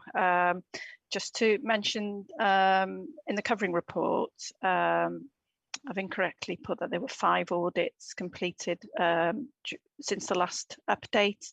There's actually 9. So apologies for that. There were also 2 follow-up reviews of low assurance areas, and they're on the agenda, separate agenda items. So I don't plan to go through the report in any detail, but I will just pick out some key audits. I think the table on page 131 lists all of those audits. As you can see, all were either given a medium or a high assurance rating, which is positive overall. And so in terms of the first audit was risk management. I think this is an important audit for Governance and Assurance Committee to have assurance that we've done an independent review of a number of the corporate risks in the corporate risk register, and generally a very positive opinion overall, with areas for improvement. I've listed those in the bullet points in terms of what was agreed to further improve the corporate risk management arrangements. And I won't go through them in any detail, but just to raise your awareness of those. The next audit of ICT capacity and resilience, as you've really all come to aware, in terms of our reliance on ICT more than ever, really, and to conduct the council's business. So it's an important audit to do, I think, for the annual governance statement, in terms of how that's operating, but also around the resilience of that team. So overall, a positive review again. Again, number of actions agreed, and you might pick up on the workforce planning improvement action there, which isn't specific to ICT, but more generally across the council in terms of pressures in certain service areas, and also forecasting where there might be pressures in terms of staff and capacity in the future. Accounts payable and payroll, high assurance there. very much COVID focused audit, looking at all the payments that have to be processed by both accounts payable and payroll in response to COVID. And having to pay them at speed as well. So we're able to confirm that the team responded very quickly and that suitable arrangements were in place. And also having to adjust to working remotely. And again, that's something that they were very adaptive to, and almost seamless in terms of paying suppliers and staff during that time. We also looked at emergency CHAPS payments and purchasing cards. Purchasing cards doesn't sit with accounts payable and payroll, but in terms of paying suppliers, there's a lot of transactions that's going through that way, and more so online. So as Steve mentioned previously, as part of the audit inquiries, there was one area for improvement raised around strengthening the procedures around purchasing cards. Treasury management, I think we've discussed that at length at the start of the meeting, but the assurance from internal audit, and sorry, the little dot after medium assurance should be yellow, not green. But the arrangements there, I think we raised 3 moderate risk issues, just to strengthen procedures, also working practices for separation of duties, and also identification of risks, but generally robust arrangements in place around treasury management, and again picking up on the impact of COVID in terms of cash flow and things like that, that the team responded very quickly to that and appropriately. The capital management, I think the has been discussed to some regards as well, linked to the treasury management. So it's a fairly new area. Again, the dot is green. Sorry for that. It should be yellow. It's a medium assurance that was given, but overall identified effective controls in place and good examples of working practices. Only minor weaknesses identified around documenting procedures to cover the end-to-end processes, strengthen arrangements around the finance asset register, so the complex arrangements of spreadsheets, something I know Audit Wales have mentioned previously, and around the terms of reference for the asset management group and strategic investment group, which I know Steve Gadd has already been picking up on that. Revenues and benefits. Again, I mention it just because of the impact of COVID, which was the key area that we reviewed. It's fairly light touch because of the demands on revenues and benefits, but we did capture the key risks around the impact of COVID on staff and the changing working arrangements, working from home, and the processes that had to be adapted because of that, but also the amount of grants to businesses, free school meals, things like that, reviewing the processes that had to be introduced. And I'm sure you'll be interested to know that, you know, overall a positive outcome in terms of their arrangements, and we didn't raise any issues on this one, which I know the finance team were very, very happy on that, but just goes to show the amount of work that team has had to do, and the impact it's had on that team working hours to get those payments out to the people that needed them. Project management of SC2, again, might be of interest. It was one of 3 audits that we did focused on the rail regeneration programme, where we picked up the audit of Queen's as well, the Queen's buildings. I won't go through. It was a medium assurance rating. There was one major risk issue raised relating to instances where contract procedure rules haven't been followed as would have been expected. And I think that's all I was hoping to mention on those. As I said, the follow-up audits I'll pick up separately, as there are separate agenda items rather than mentioning them here.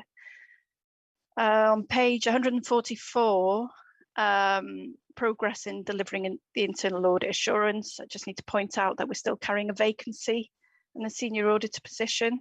There's a temporary contract with the senior auditor, which has been extended for 12 months, which covers the secondment of the senior auditor to the track, trace and protect team. And his arrangement has been extended to March 2022. Now, there is still another vacancy that we're carrying, and because we're hoping that it'll be a temporary shortfall that we have, I'm looking into almost topping up our services through the use of external internal audit providers. So I've been making inquiries into the cost of that, which we'll be able to meet through our existing budget. I won't go through the table on page 145 and 146, but that gives current position of internal audits. And then on page 147, counter fraud work. Just to make you aware, the number of referrals we've received in 21-22 so far, there have been 3 allegations that have come through to internal audit, and all are currently under investigation. Just to mention that where whistleblowing concerns are raised that include a referral to internal audit, that's incorporated in that figure. Because I know Gary Williams reports whistleblowing separately to the committee as part of the annual whistleblowing report. I propose to leave it there if there are any questions. Okay, thank you, Lisa. Ellie, is that an old hand up, or was you very quick? I was very quick indeed, and he's just brought me my coffee, so I'm enjoying this. It was good to read, Lisa, that out of this is the business grants, out of the 6,887 payments, only 3 duplicates were detected by our staff and 3 by Civica. So that was interesting to read, because that's quite I mean, it's not far off 7,000, isn't it? And then because I'd worked in the school and I was always doing the school fund certificates, glad to know that you're continuing to prompt the schools for their school fund certificates. And I'm having a laugh about that, because I did that for 25 years. And also, this is a concern, the alerts from the National Anti-Fraud Network, the NAFN, relating to business rates grants, mandate fraud. Was that, yeah, I don't know if was it sorted out? Yeah, we get alerts from NAFN, I call them, but Yeah. no, it doesn't roll off the tongue. They send us alerts, and to be honest, they have been increasing. There's a lot more alerts coming through now, and I disseminate those to the relevant officers within the council. In terms of mandate fraud, that's where someone alleges to be a supplier, and they ask to change the bank accounts of that supplier for payment from the council. Naughty. Yes, and there's a lot of those coming through. But the team in Steve Gadd's service are very hot on it. They've got controls where they've got contact details for their suppliers, where they will make sure that they confirm any change of bank accounts before they're processed. So good. Yeah. So that's I mean, I'm pleased to know that they're onto it. They're onto it. Thank you. Thank you, Martin. Thanks, Mr. Chairman. We discussed this in the pre-meeting earlier this morning, because my concern is that every report we receive now, and we look at it, a lot of it comes down to shortage of resources, in other words, staff. And we are seeing a large turnover of staff at the moment for various reasons, but I think one of them that came out in the communities or performance meeting last week when Nicola mentioned, Nick Stubbins, that they were losing staff from social services, and that because people have been, working from home with COVID issues and things like that, that actually people are now looking at lifestyle changes. And a lot of people are making some very big decisions about where they want to work and how they want to work in the future, whether they want to work, taking out a retirement, etc. So I just, raise that as an observation, as a concern. I know Gary mentioned this morning, and perhaps you want to just mention it now, that the county are looking at this as an issue. But I have serious concerns that if we continue to hemorrhage staff, we're talking about HGV, not enough HGV drivers. I heard that last week in a service challenge. We're still IT staff are quite a high turnover of staff there because they go off to other parts of the the sector, business sector, etc. Even down to care workers and things like that. And when you look at the hospitality trade in the United Kingdom, they're really struggling. And I think a lot of chefs, while they've been at home, have decided to look at lifestyle changes, and they're working elsewhere now, rather than working in the long hours that you'd normally expect in hospitality. So I just raise that as a concern. I think it's something we have to monitor very carefully. Even Lisa is struggling to get some auditors in. Perhaps the lifestyle change may be that we should be saying to these people who don't want to work in the cities to actually come to rural Denbighshire, where there's a good quality of life. You can get out of the city and walk in the countryside and live in the countryside and even work from home. If we can do that, perhaps we may fill some of our vacancies. But I just wanted to make that point. And I don't know, Gary, if you want to say something about what you were saying there earlier. Thank you, Martin. Yes, I think the exercise you're referring to is that this autumn we'll be going through, and we do it regularly, a workforce planning exercise where we'll be, HR will be talking to all the services about what their staffing issues are in terms of recruitment, retention, succession planning, all those sorts of things. And we will be looking at the impact that the last sort of 15, 16 months has had. I think you're right, people are re-evaluating how they live their lives and how they want to live their lives in respect of work.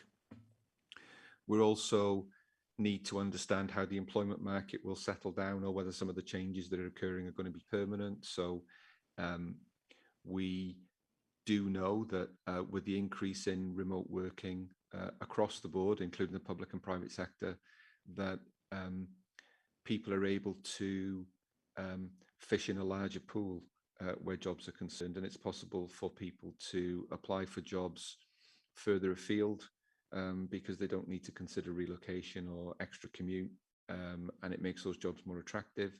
That there could be some benefit to us in that we may have people who would be more attracted to some of our positions because of the same factors the other way around.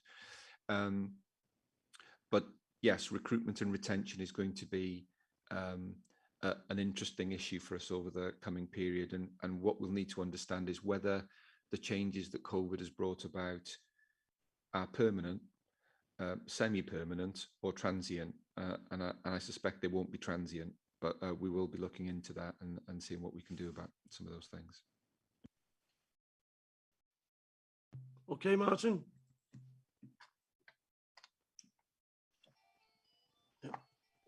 Can I just come in on that as well? I just wanted to mention we have got an audit, sorry, an audit of workforce planning. So we will look at arrangements across the council, and I know HR, they've got work plan to review and update workforce planning across the council as well. So we'll pick up on some of these issues, hopefully. Thank you, Lisa. Moving on, Paul. Thank you, Chair. One comment and two questions. The comment is really on page 144, relating to internal audit resources. I'm glad that Lisa is keeping us informed, but I'm disappointed that there are still issues in having a full establishment. But on the other hand, in the context of what's just been said about workforce planning, I can understand it. It's a bit close to home for you though, isn't it, Lisa? I just wonder whether this year you're still going to be able to maintain, as it were, coverage of all the essential items you need to give a good statement in the governance, the annual government statement. I'm keeping my fingers crossed. The second question I have is on page 147, progress with counter fraud work. There's reference there to a governor's board.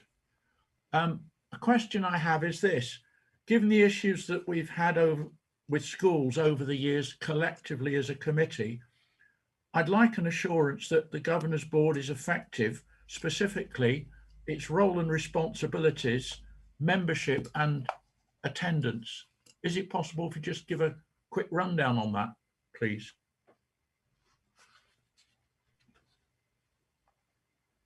Yeah, thanks, Paul. I'll just comment on your first question around our capacity.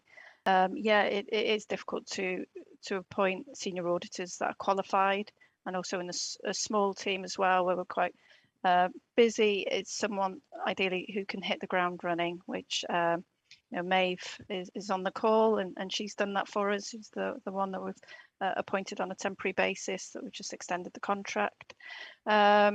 But for a small term, very difficult to entice someone to come and work for us for that short period who is also qualified.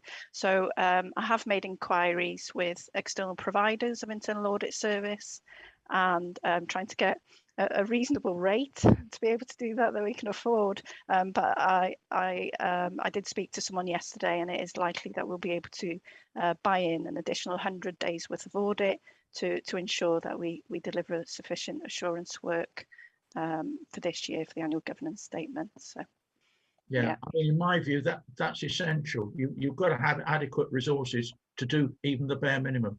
Yeah, exactly. The Governor's Board, I just attended that one meeting to give an update around internal audit and what we do, but also around school funds. I'm sure Councillor Ellie-Chard would be pleased to hear. And it was well attended. The feedback I had from education support that coordinate it is that they've seen better attendance now that it's been hosted virtually. Okay. Yeah, and there was good discussions as well from the chairs. I think the attendance could be better still, but there was a number of chairs that were attending, and good interactions as well, which is encouraging. Yeah.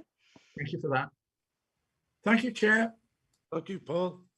Any more questions, members, before I bring a non-committee member in? No. Okay. Mary? Diolch yn fawr eto, Mr Cadeirydd. Tudalen 139 yn y Gymraeg, beth bynnag. Project Management SC2, flwyddyn hon. At y diwedd ar tudalen 139, however, a project closure report has yet to be completed to capture details such as good practice, lessons learned and benefit a realisation plan. Pryd ydych chi'n disgwyl bydd hwn yn dod I mewn?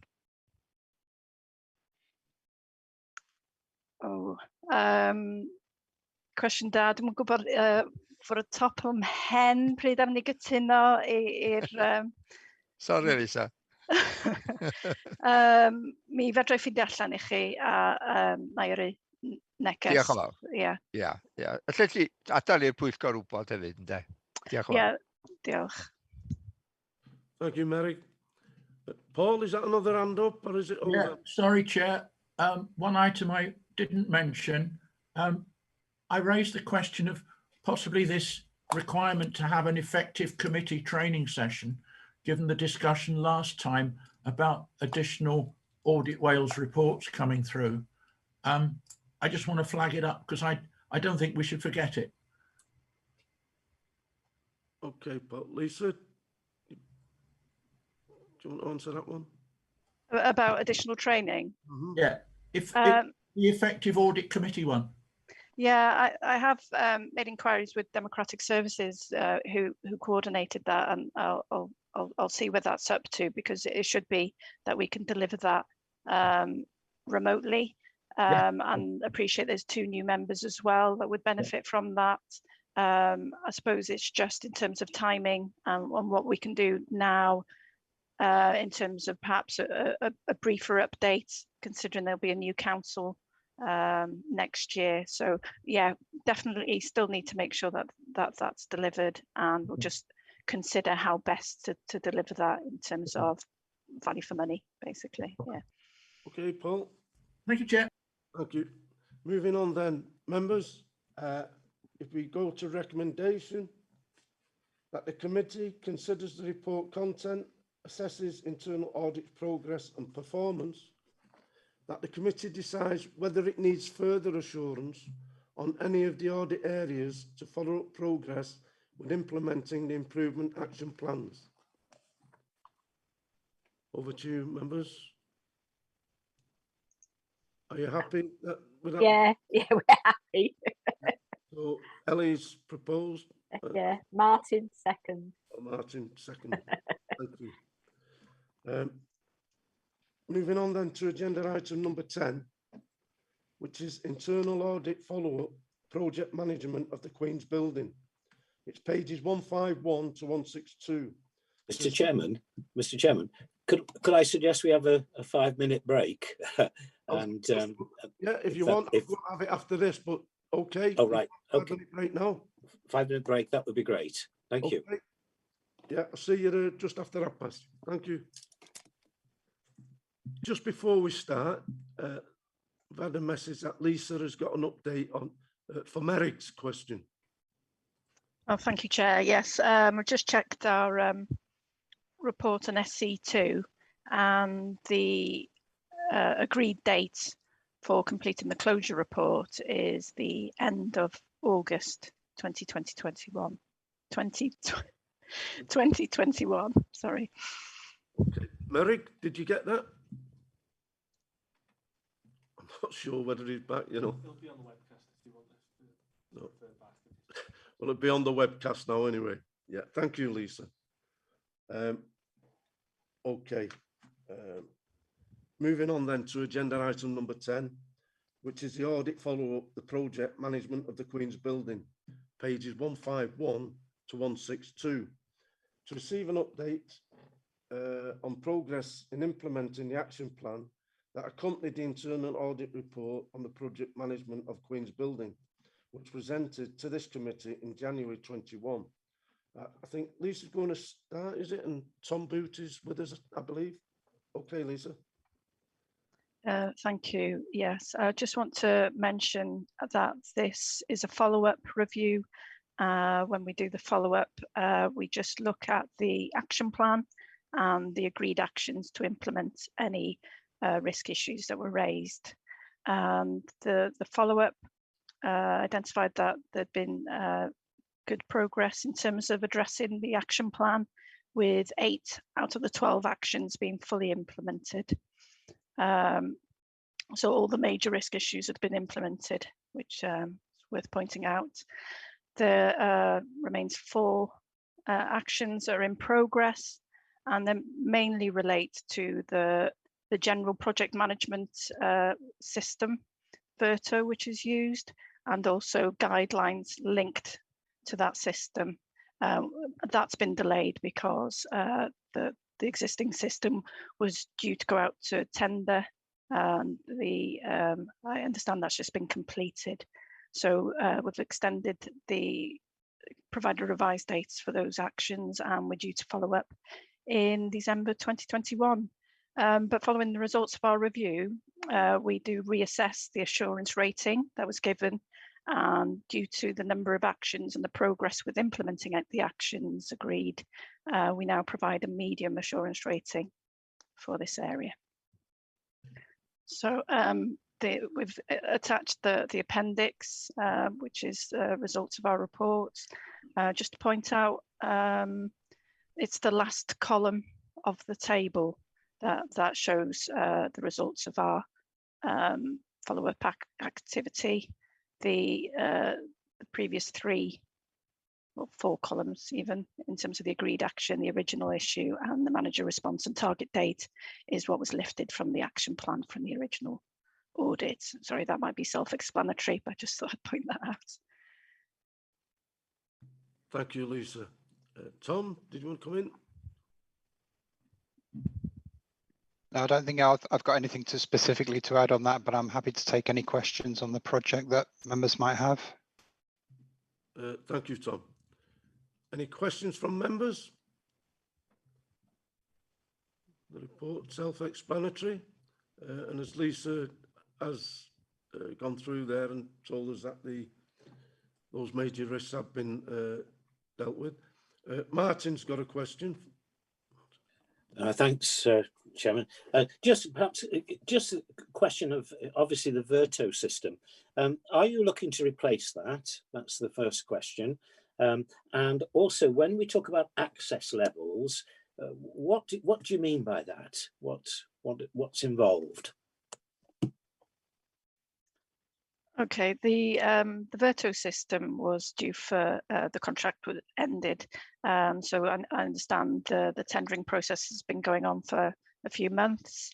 I believe it's been concluded, but I wouldn't want to go on record to say who the winning tender was. But I understand it's the same. It will continue to be the Verto system. I don't know if anyone else update on that one, but I can get the information from Nicola Neal, who's led on that activity. That's my understanding as well, Lisa. Yeah, okay, good. The access level, it's the people who have access to that Verto system, and the reason why we raised the issue was that someone had a fairly high level access to the system due to their previous role, and so they were able to move a project forwards where there's certain decision gates that need to be in place. Yeah, so that's what the access levels is there to restrict who can do that. So. Thanks, Lisa. Sometimes when you're a councillor and sitting in a meeting like this, it's just, we don't want the full detail of how Verto works, because I'm a technophobe anyway, but it's good to know exactly sometimes just a little bit about the system and why it's given cause for concern. But that's great. Thank you very much. Thank you, Martin. Yeah, I'm sure others would be more familiar with the system than I am in terms of how the projects are managed through it, but it applies some of the Prince 2 principles, so that you've got the business case, and then that needs certain approvals to go to the next stage. So rather than have lots of documents and a lot of emails and things like that, I think the Verto system is meant to try and streamline it to an extent. There might be different views on whether it does, but that's what it's there for. Thank you, Lisa. Any more question, members? Then I'm going to push on. Go to the recommendation. I think, sorry, Chair, I think the leader was joining for this. I think he's just joined. I don't know if he had anything he wanted to say. Yeah. Leader, do you have anything to add?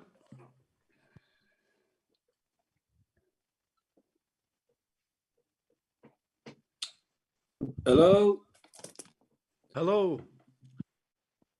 Sorry, Chairman, I've just joined the meeting. I've missed the debate, I'm afraid. I've been in another meeting. That's fine then, Hugh.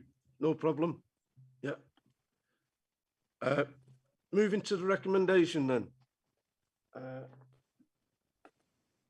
3.1, that the committee reviews progress with addressing the audit actions and decides whether it requires any further update reports on progress with the improved action plan. Right. I'll propose, Barry. Ellie's proposing. Yeah. Do we have a seconder?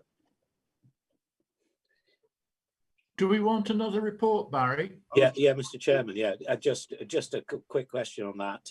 Do we need, because I don't think your motion says that. Do we need a further update? You know, perhaps in after the summer break or before December, to say that this is now in a safe position. Yeah, I would certainly second that. Would we like that, members? Further report? Yeah, if we could look to a further report. When do we think that would be, Lisa or Tom? The covering report, I think, said our next follow-up is due in December. So I think the next committee day after that would be reasonable. So that'd be January 2022. Did you want that to be a separate agenda item, given it's a medium assurance rating now, or are you happy for that to be included in my internal audit update report? In your hands, just member? Thinking about streamlining.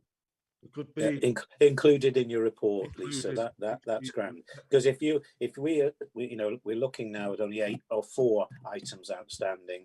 You've given it a medium rating, did you say? So I think we can put it into your report if you wouldn't mind. Yeah. Okay, Lisa. Thanks, Lisa. Thank you, Tom. Moving on then to agenda item 11. It's internal audit follow-up of contract management, pages 163 to 178, to receive an update report on progress in implementing the action plan that accompanied the internal audit report on contract management. I think Lisa, Jerry and Paul's with us. So are you leading, Lisa? Yeah, thank you. Maeve Polston-Jones is also on the call. She carried out the follow-up. So I'll do a brief introduction and then pass over to Maeve just to give a quick summary of the conclusions of her review. And then I know that Gary, Paul Barnes and Lee Evans are here to that might want to comment as well. So if I begin, there's a bit of a history background to this one, which I've tried to encapsulate in the paragraph number 4 in terms of report details, where the original report came in January 2020 and gave a low assurance. The committee then decided, actually, I think that was July 2020, so apologies. The committee then decided that the corporate support services review, which was heavily featured in the action plan, would no longer be able to deliver on that action plan. And so they requested a revised action plan come to Governance and Audit Committee, which it did in January 2021. So our follow-up basically is to review progress with implementing those agreed actions from that action plan.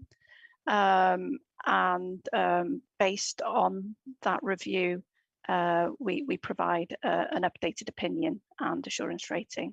So I'll just pass over to Maeve to fill you in on what she found.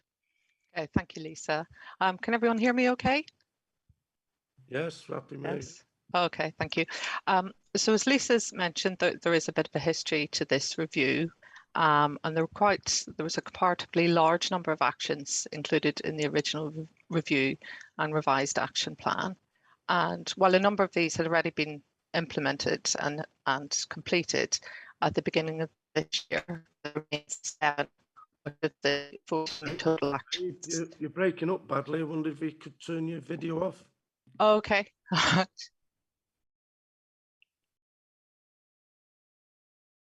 Is that better? That's it. Thanks, mate. Okay, good stuff. So there were 14 actions in total in the revised action plan. And at this follow-up, there remained 7 actions not yet implemented and 3 not yet due.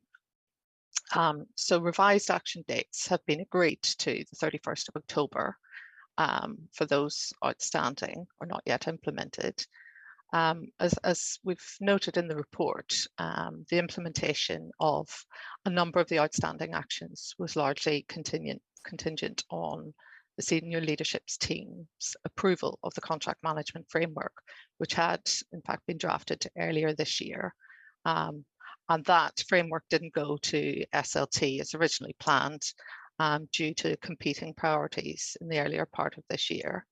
I understand now that the framework document has been approved in the last 2 weeks and is now progressing on to the final testing of the scoring mechanism.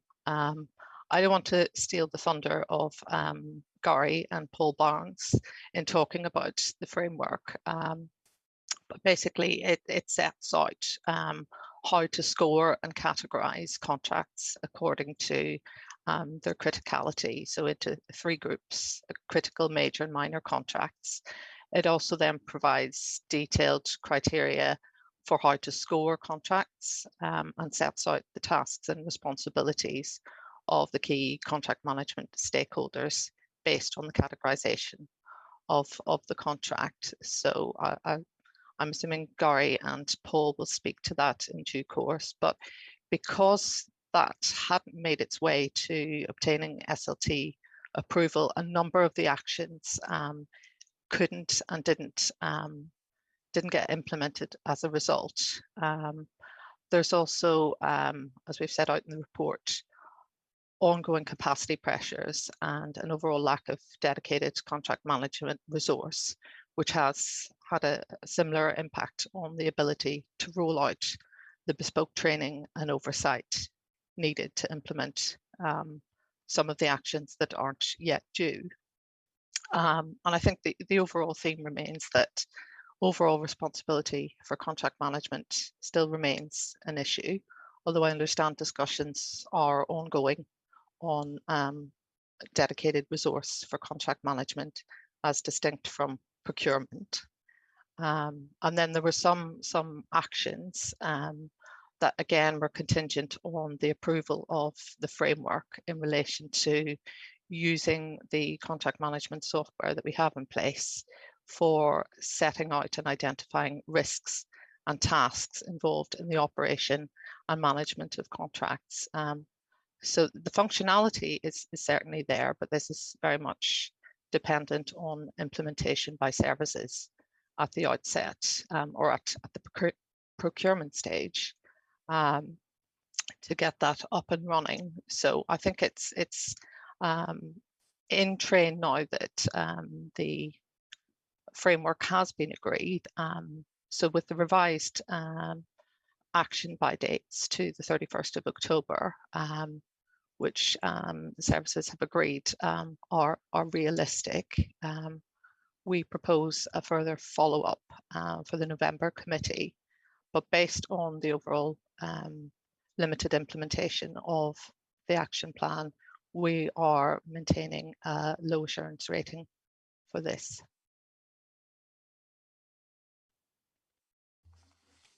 Yeah, if I can bring Gary in. Thank you, Chair. And I'd like to thank Lisa and Maeve for the report and the assistance that they gave us earlier on in the action plan as well. The first thing I need to say is that the delay in respect of the contract management framework approval is mine and mine alone. Paul did a great job with help from Lee and colleagues in procurement in establishing a draft contract management framework earlier this year. And then it fell to me to take it through the SLT process to gain approval. And as you've heard, the competing priorities, I didn't get that done as quickly as I should have done. And there are a number of actions within the action plan which are contingent upon that approval. That approval has now been given. SLT received a presentation on the draft contract management framework on the 15th of July, and they endorsed it as a concept and a way of working going forwards. In brief, and if anybody's got detailed questions about the framework, I'm sure Paul will be able to answer them, but the framework seeks to do two things primarily. First of all, it's to make sure that at the outset of a contract, the risk associated with that contract has been properly assessed and scored. And there is a questionnaire for contract managers to complete. And then dependent upon the answers to those questions, there are scores, and there's a scoring matrix which would give them a resultant classification of very high, high, medium or low risk. And then for each of those categories of contract, there's a corresponding task list of things which the contract managers should be doing as a minimum set of activities for a contract which carries the risk classification that's associated with it. Once that contract has been awarded, then the proactive system can be used to enter into their details of the contract, its risk classification, and set up reminders for a number of activities on the task list for that relevant contract, so that the system will remind the contract manager when things need to be done. There are clear roles and responsibilities set out in that framework. So it's for contract managers to set up the contract on the contract management module of Proactis, complete the risk assessment questionnaire, record the classification, make sure that reminders are set up on the system, and then to ensure that if there are very high or high risk contracts, that those are reflected on their service risk registers, so that there's another, if you like, way in which the contract's existence and risk classification can be identified. What its envisaged procurement will then do is that they'll produce monthly reports for heads of service, so that they've got a full list of the contracts and the new contracts and their classification, and then they can pick up those actions then with their service managers or people who are responsible for contracts within their service. What we hope to do is to be able to provide more bespoke training around the contract management framework, and also to perhaps set up some sort of internal forum for officers who work in contract management in services to be able to share best practice, share advice, ideas, etc. So that's basically where we're up to. And as I said, the number of actions that are yet to be implemented were contingent upon the framework being approved. And as I've said, the framework was produced promptly by Paul, and it's a really good document. It's been endorsed by SLT now, but the delay in getting endorsement was down to me, so I do apologise for that. Thank you, Gary. Lengthy explanation there. Over to members. Martin, you've got your hand up. Thanks, Mr. Chairman. Just again for a point of clarification in relation to the process itself. On page 171.1, it talks about some of the key issues there. I'm assuming that what we have is procurement start this ball rolling, and they negotiate with various individuals. We decide on a supplier, and then there's a hands off from procurement to a contract manager. Is that the way it works? Just as a matter of interest on that one. And the only other question I've got on this, because obviously it's quite a worrying area, this, and it's great to hear, Gary's made it quite clear that things are in hand to tighten this up. But do we know, because one of the comments is that community benefits were not monitored, and I assume this is 106 agreements and things like that, and we could have missed out on funding there that would have been useful to communities and to the county, come to that matter of fact. Can I just ask, is that now all been tightened up, basically? Thank you. Yes, just the first part of your question, Martin. Procurement has never been, the procurement team was never set up or resourced to be contract management. So the procurement team deal with the procurement side of things, and then it's the responsibility of services to manage their contracts. Now, the CSSR project was looking at whether or not there should be some centralized team that would deal with procurement, commissioning and contract management, but clearly that project fell by the wayside. So what we're doing through this action plan is seeking to set up a framework that contract managers can have to ensure consistency across the council.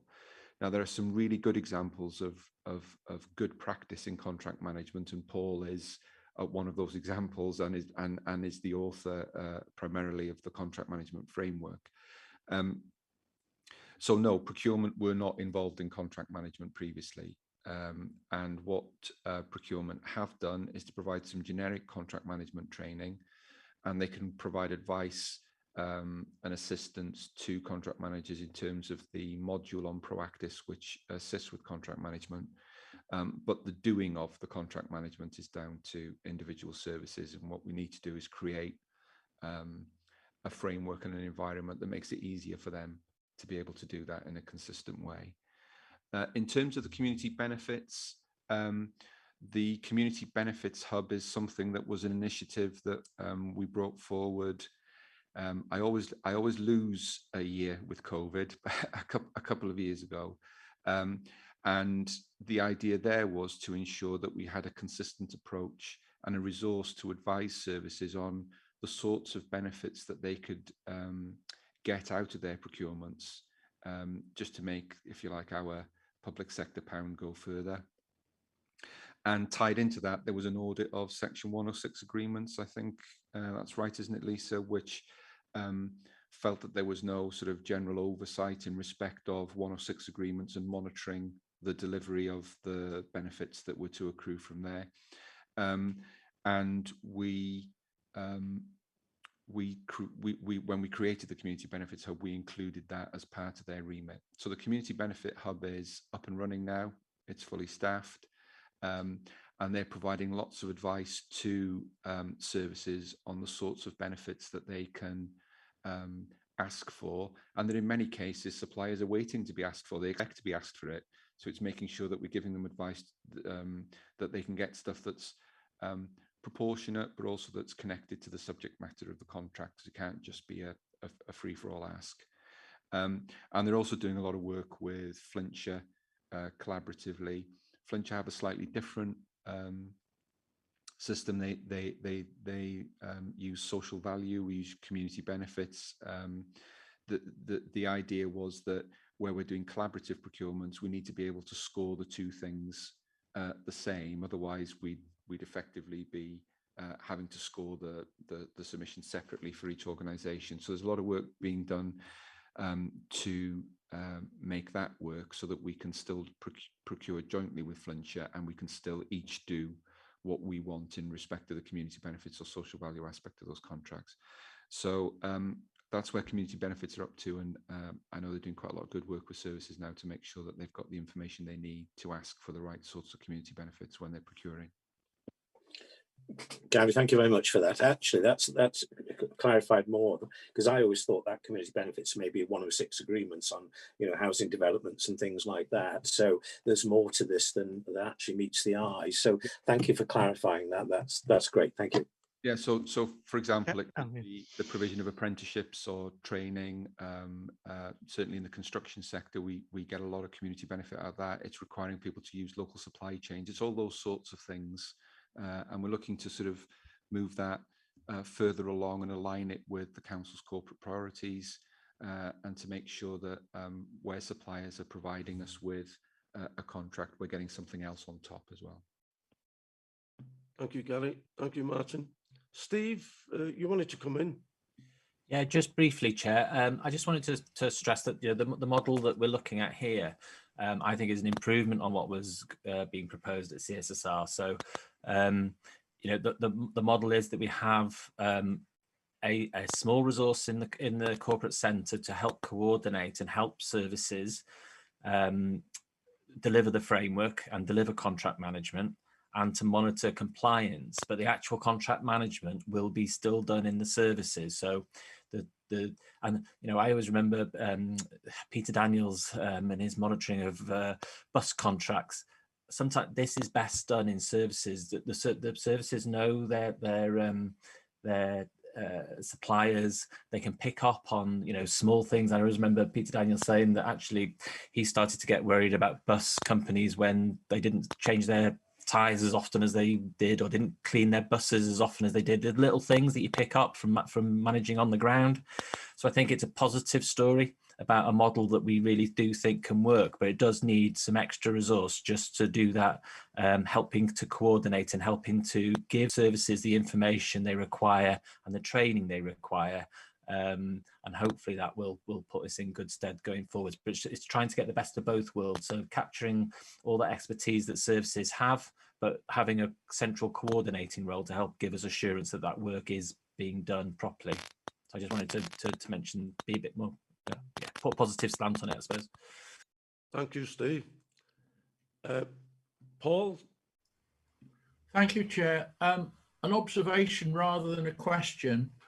All I was going to say was that from many years' experience, I can confidently state that you'll only get proper contract delivery or a good contract performance if you've got strong and well-trained contract management.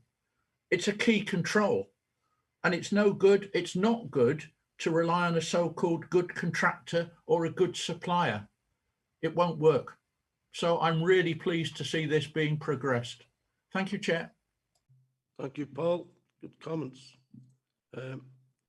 Any other members of the committee before I bring Merrick in? No? Merrick? Wel, diolch yn fawr eto, Mr Cadeirydd, a diolch am yr adroddiad. Mae'n ambell i le dwi wedi sylwi, a wrach bod chi wedi ymateb, ond os gai dynnu sylw at ambell i le.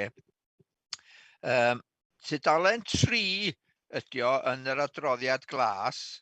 Dwi'n meddwl bod yna dudalennau pwyllgor yna fo. Limited progress has been made in addressing the action, audit opinion, as set out in revised plan agreed in January 2021. A wedyn mae'n dweud nis lawr, ongoing capacity pressure and lack of dedicated contract management resource have also restricted the ability to provide the required contract management oversight, training and guidance. Mae hwnna'n bryder. Dal i fynd drwy'r adroddiad, a mae o'n ddiddorol tu hwnt, ond os awn ni tudalen 175 wan, sef tudalen 8, ac o dan 4.2, a sample of 6 approved contracts shows that tasks are not being created at the outset to monitor performance. Ac hefyd, o'n i'n sylwi bod y dyddiad nesaf i edrych ar hwn, y 20 o Hydref. Ydych chi'n meddwl, parchus gadeirydd, dylech chi ystyried hwn mis Medi i weld sut mae pethau wedi symud ymlaen. Mae Gary wedi deitha ni bod yna dipyn bach o symud ymlaen wedi bod, a tybed sy'n eisiau edrych yn gynt. Tudalen 9, 5.2, the position regarding risk assessment for significant contracts remains unchanged. Limited evidence that pre-contract risk forms are being completed. Ac, diolch i Gary am ddiweddaru SLT i ni.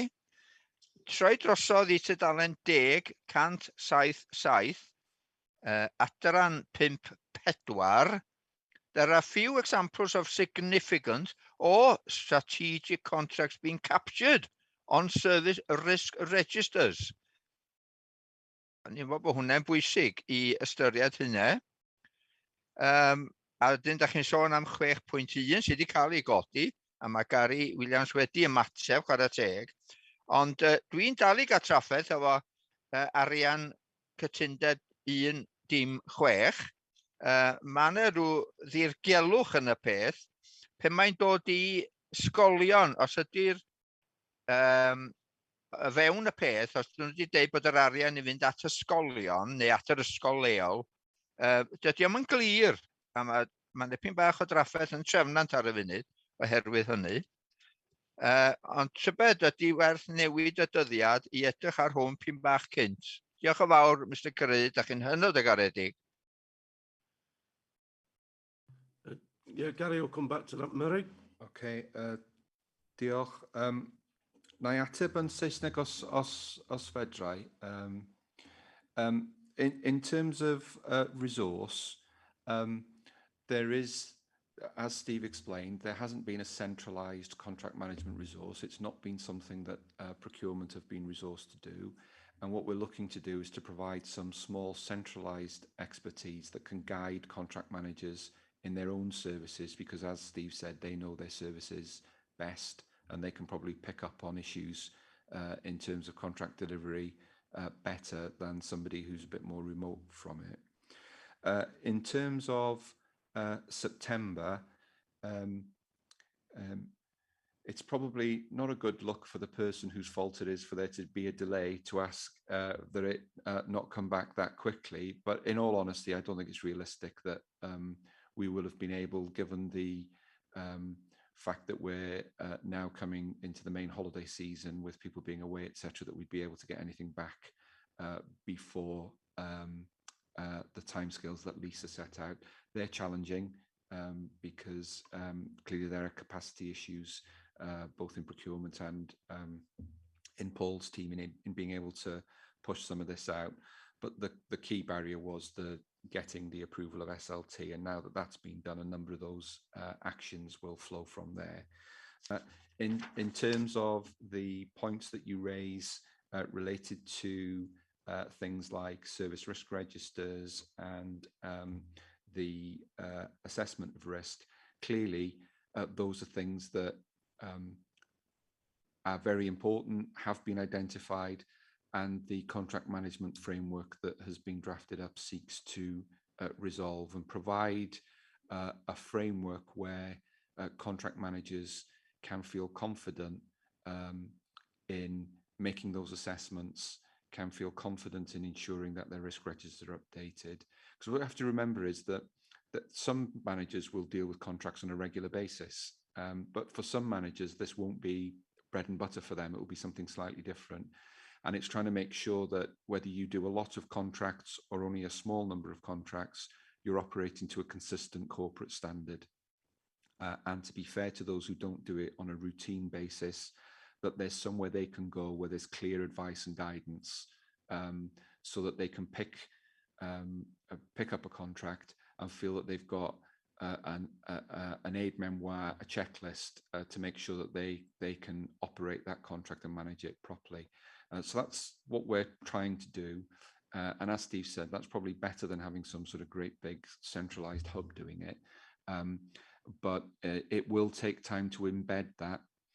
We can provide the training, we can roll the framework out, but it's keeping on through regular reports to heads of service, for regular discussion at service management meetings, that people feel comfortable with the framework and that they are able to operate it effectively. And clearly there may be things when we go out to services with details of the framework that they'll say, well, actually our experience or our expertise in this area says that may not quite work for us, and we'll need to talk to them about what would be the most effective way of proceeding with that. But that's where we're up to, and I don't think we could come back in September. Okay, Gary. Okay, Mary. A ni'n meddwl bod fi wedi gofyn rhyw gwestiwn y ddau arall hefyd ynglyn â 5.2, risk forms not being completed, a'r cytundeb 1.6. Sorry, Meirik. Yeah, ynglyn â 5.2, mae hwnna, dwi'n meddwl ar ateb yr un fath, really, fod y fframwaith yn mynd i wneud yn siŵr fod rheolwyr yn wneud yr asesiad go iawn a fod mewn cofnodi pob asesiad. Ynglyn â 106, dwi'n gwybod y manylion am cytundeb da chi'n siarad am. Os da chi'n e-bostio fi, na i wneud yn siŵr fod y tîm yn edrych arno ac yn cael rhyw fath o ateb atoch chi. Diolch yn fawr, Gary. Diolch yn fawr, Mr Cadeirydd. Thank you. Thank you, Mary. Thank you, Gary. Members, any other questions? No? Happy to move on to the recommendation. And the recommendations 3.1, that the committee reviews progress with addressing the audit actions and decides whether it requires any further update reports on progress with the improvement action plan. And it has been mentioned that probably a follow-up report in November. Are we happy with that? We have a Paul's proposing, Martin seconded. Thank you, members. Moving on then to agenda item number 12, which is the annual CIRO report, pages 179 to 186, to receive a report by the Head of Business Improvement and Modernisation, which details breaches of the Data Protection Act and complaints relating to freedom of information legislation. I think it's over to you, Alan. Yes, Hugh, as lead member, is going to introduce the report, Chair. Thank you. Thank you. Thank you, Chair. I'll just put the screen off. Thank you for that. Yes, this is a standard annual report, an update on breaches of Data Protection Act that have been subject to investigation. I'd like to just draw to your attention two specific paragraphs, if I may, please. 4.1, the data protection breaches between April 2020 and March 2021. There was an increase in the breaches in those years, and I'll ask Alan to give the background of the response to that. And also refer to 4.6 of the report, which is that for the first time schools have been included in this report, and we've been able to provide, although it's the school's responsibilities, we have been able to provide an officer to work with the schools to provide support, which I think is really important. And also another important aspect of the report is that we do provide training to data protection, because the circumstances, the working experience has changed due to COVID for people working from home. So we do provide support for staff in how they deal with data now, which is a different context to what it would have been working directly from the office. But I'll ask, if it's okay, Chair, I'll ask Alan to take you through the finer detail of the report. Thank you, Leader. Thank you, Hugh. I'll take you through the report. As Hugh says, this is an annual report on the on what is an important subject. In that we have a responsibility to look after people's data, use it correctly, make sure it's safe, and so on. And you will imagine that as a council, we use a great deal of personal data in our working with communities and with individuals. So it can be a challenge sometimes to make sure everything works properly. And you'll see this report is intended to give you a picture of the last year, which is up to March 2021, actually. So it's the year up till then. It's important that governance and audit have an oversight of this so that members can be confident that we are managing data safely in the council and that they have a good picture of what's going on. So my role as Senior Information Risk Officer is to keep an overall picture of how we're managing data and to investigate, lead investigations, particularly when there are breaches in the protocol and things go a bit wrong. I work very closely alongside the Data Protection Officer, who's based in Lisa Jones in Legal, and other officers too who have a role in this. So it's not just so there's definitely a team approach to it.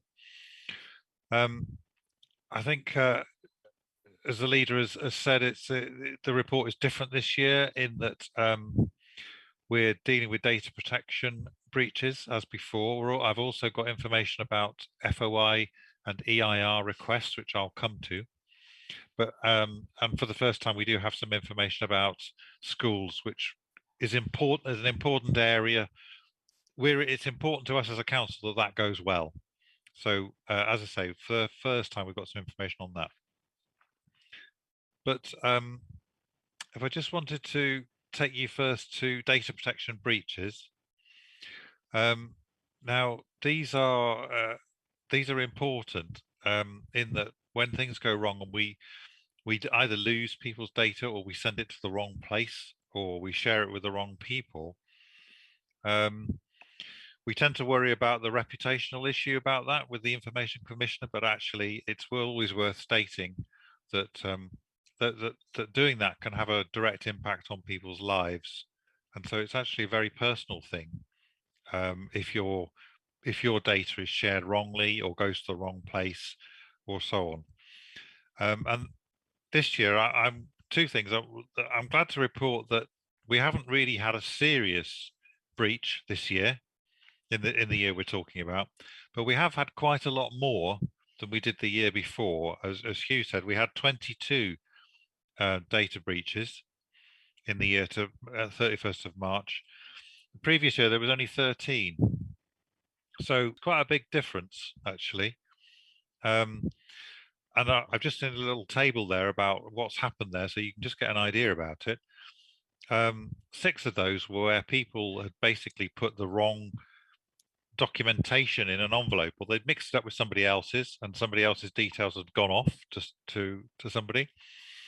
10 of those were when an email with personal data in had gone to the wrong person, and you'll be familiar. It's easy to select the wrong address on an email system. That's usually what's happened. And in 4 cases, we've just posted it to the wrong address, or the wrong person or the wrong address.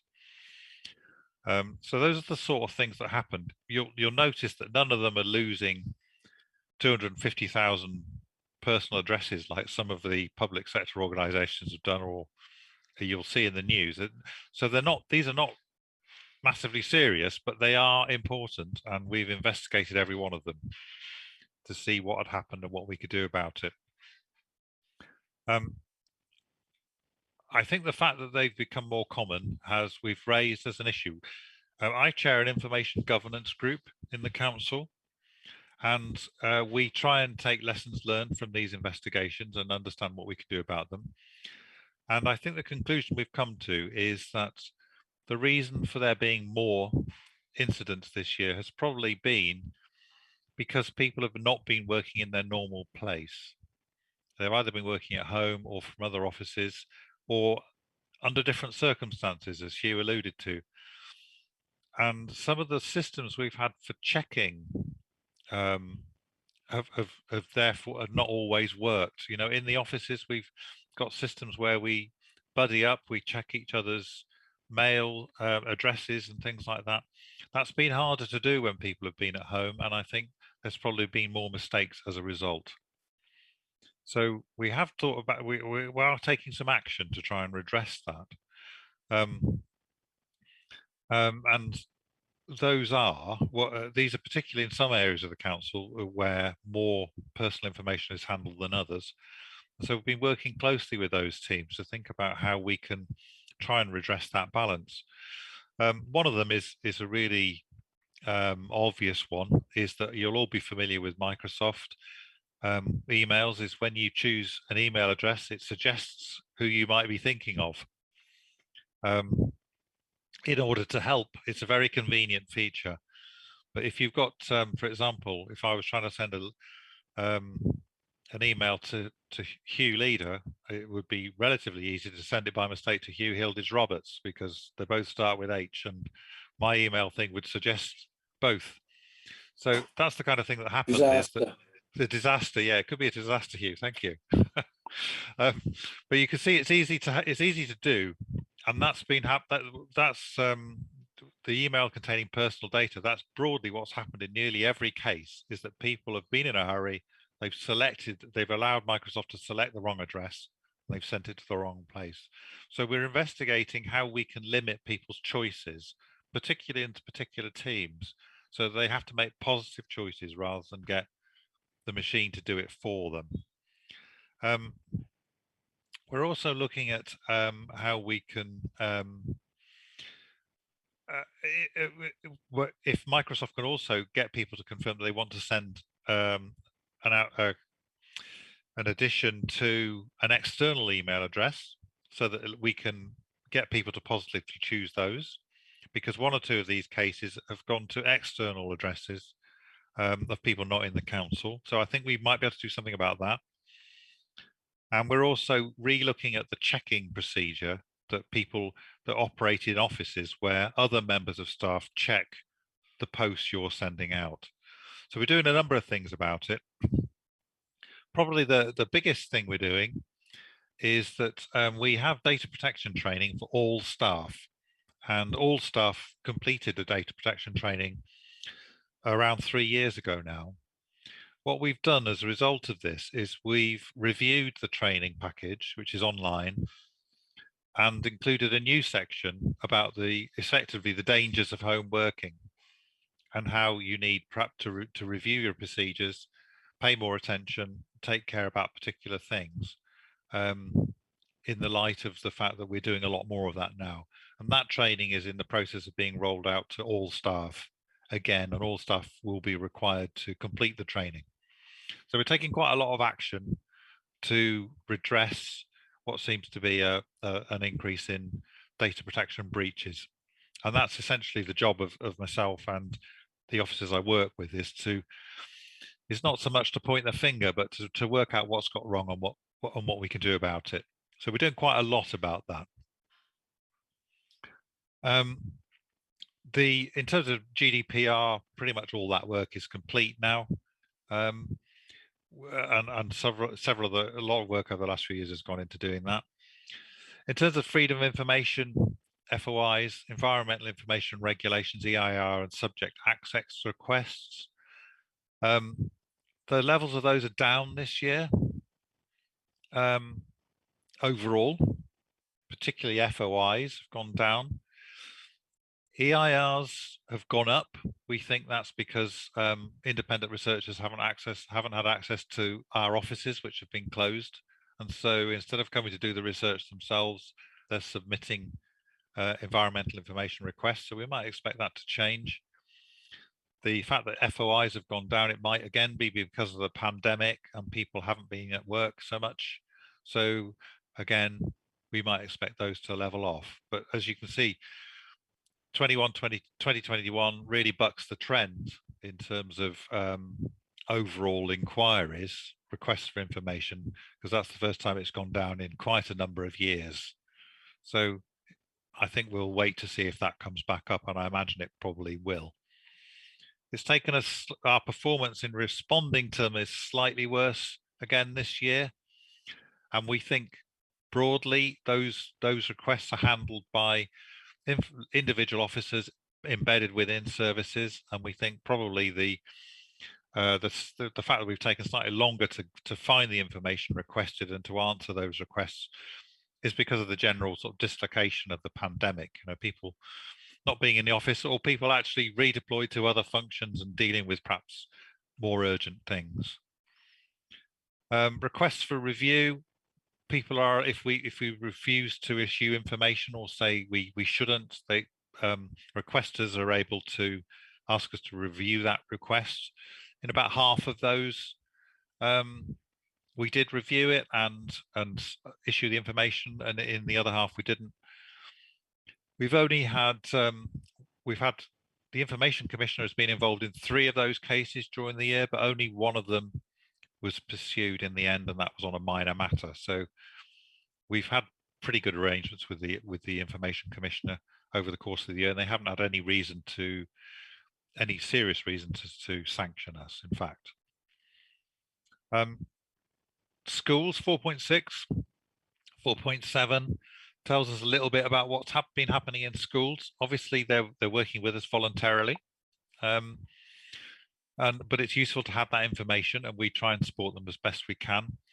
They've reported 14 minor breaches, including one cyber incident, which was a phishing email. Again, they were mainly minor incidents. And with schools, as with all ours, when we do lose data or personal data, the first thing we do is try and get it back. And that can even include going to somebody's house and reclaiming a letter, or making sure it's destroyed. We also tell the people who are affected by it. And the consequence of that is we even have started to have claims for damages when that's happened. We've had a few of those this year. That's probably the first time, well, not the first time, but we've had, I think, 3 or 4 of those in the year, and that seems to be a developing trend. So that's the information, Chair.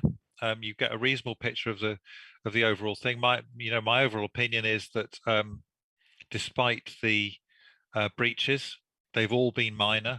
I'm confident that our training, particularly now the revised training, is going well.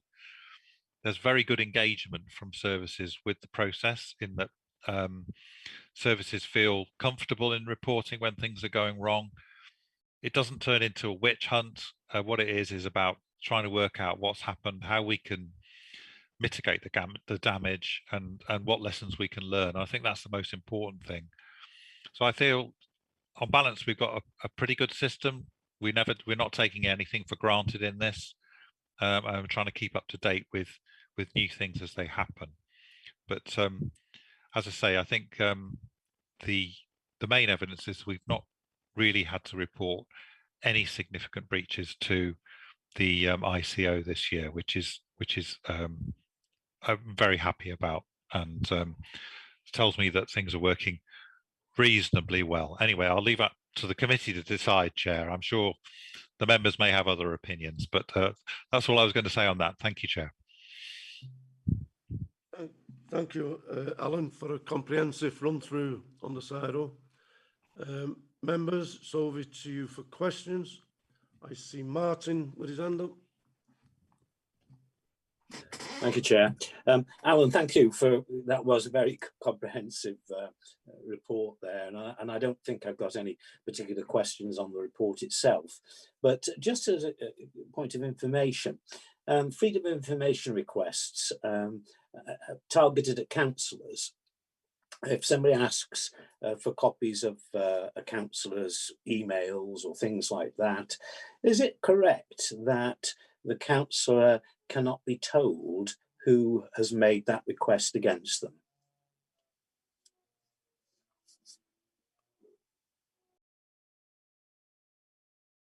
I think I'm going to refer to Gary about that. We wouldn't normally reveal the name of a requester if it was a freedom of information request or an essay. Gary, can you help me with that one? What's the legal position? I could feel that one coming my way, Alan. I could feel it coming.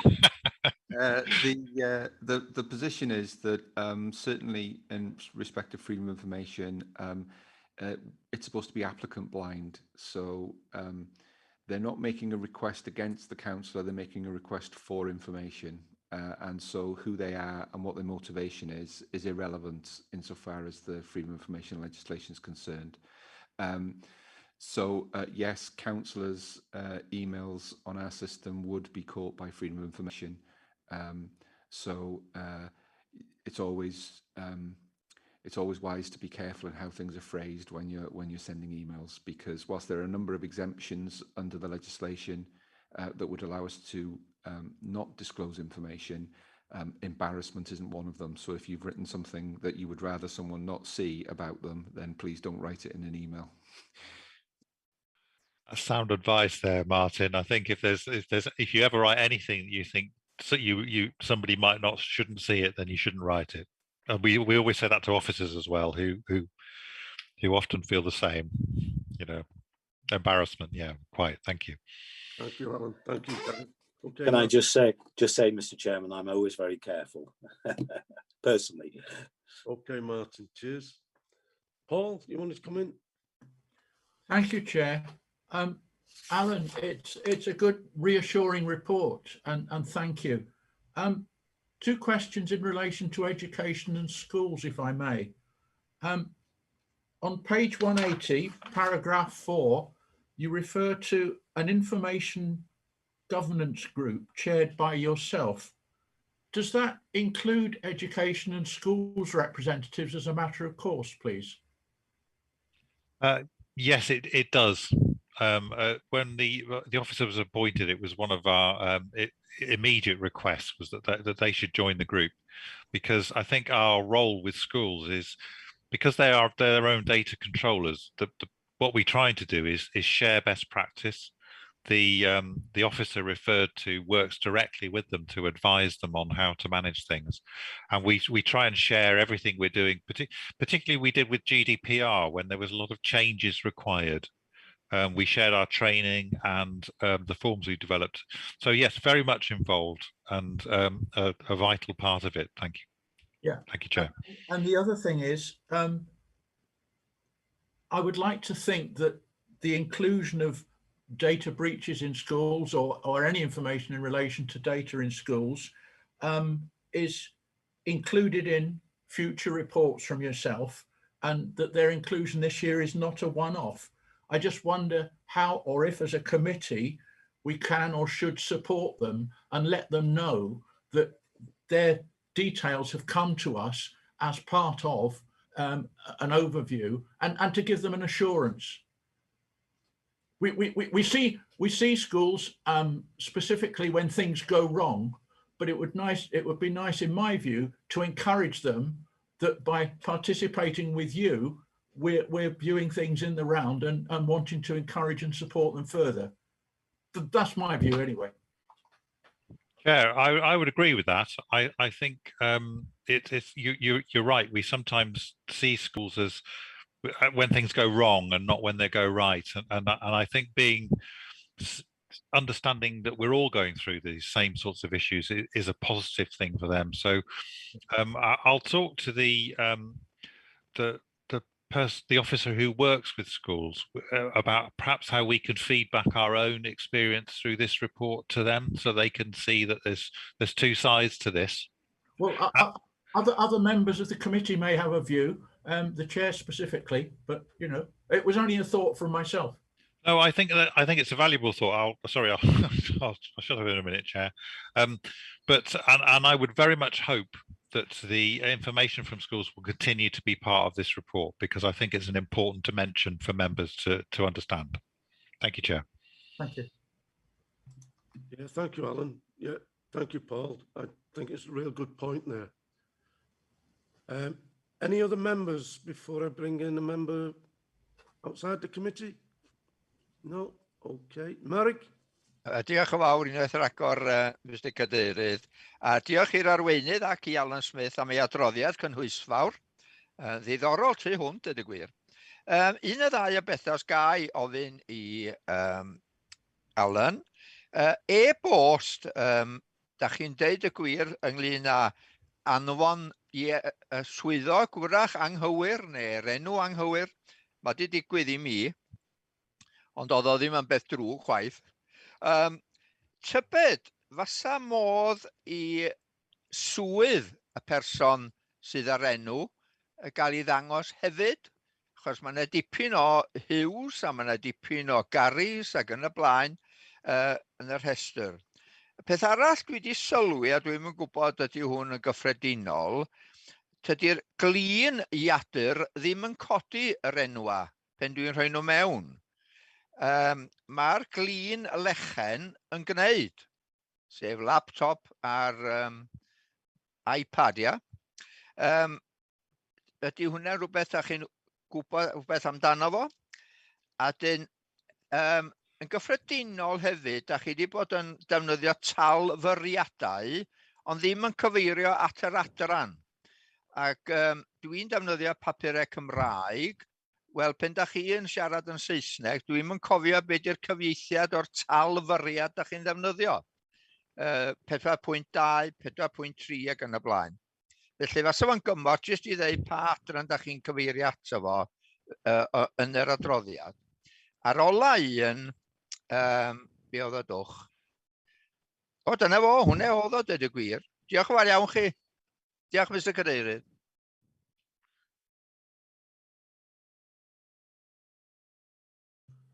Do you want to come back on that, Alan? Thank you, Chair. I've noticed actually that every member who's responded has described my report as comprehensive, which is generally a charitable way of saying too long. So I'll bear that in mind in future. But anyway, you only come once a year. You want to tell everybody everything, don't you? In terms of the your laptop, Merrick, I would suggest probably your iPad has learned your addressing preferences, and your laptop will do as well. So the more you use it, the more it'll learn, and then you'll get more choices.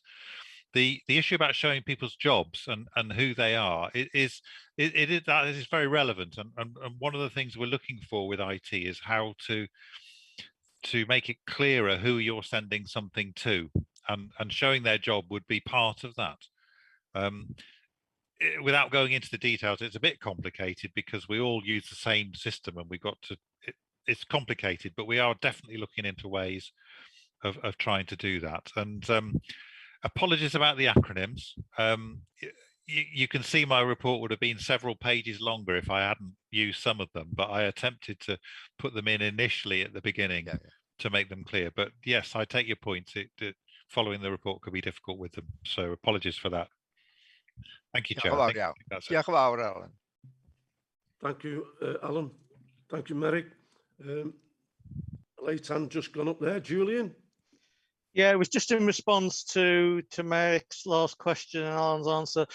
It depends on your iPad, certainly. If you're using the Boxer software, then it actually does put in the job title as well when it brings it up when you put in part of a name.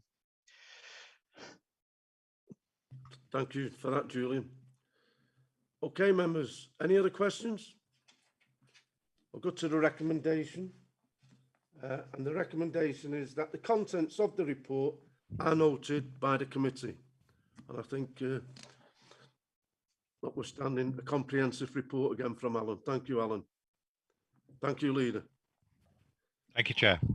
Moving on then to agenda item number 13, which is the Governance and Audit Committee Forward Programme, pages 187 to 190.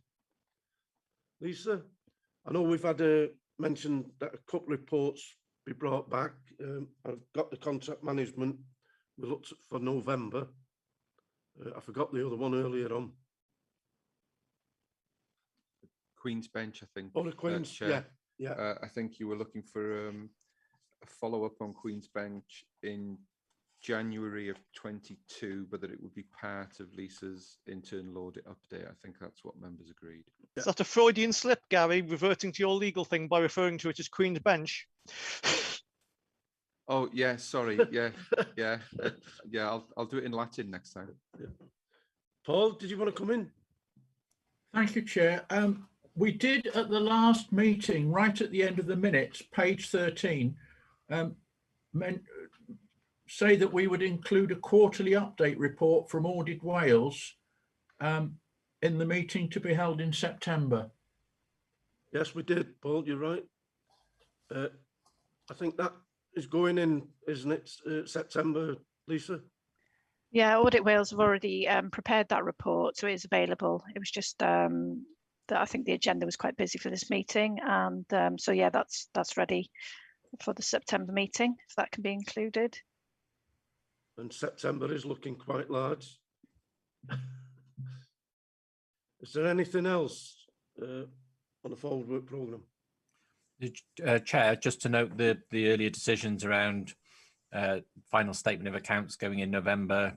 It'll be the draft statement of accounts in September, and you agreed or requested an update report from me on the timetable for close down in January. So those three needs changing. Yeah, thank you, Steve. Anything else on the forward work programme, Lisa?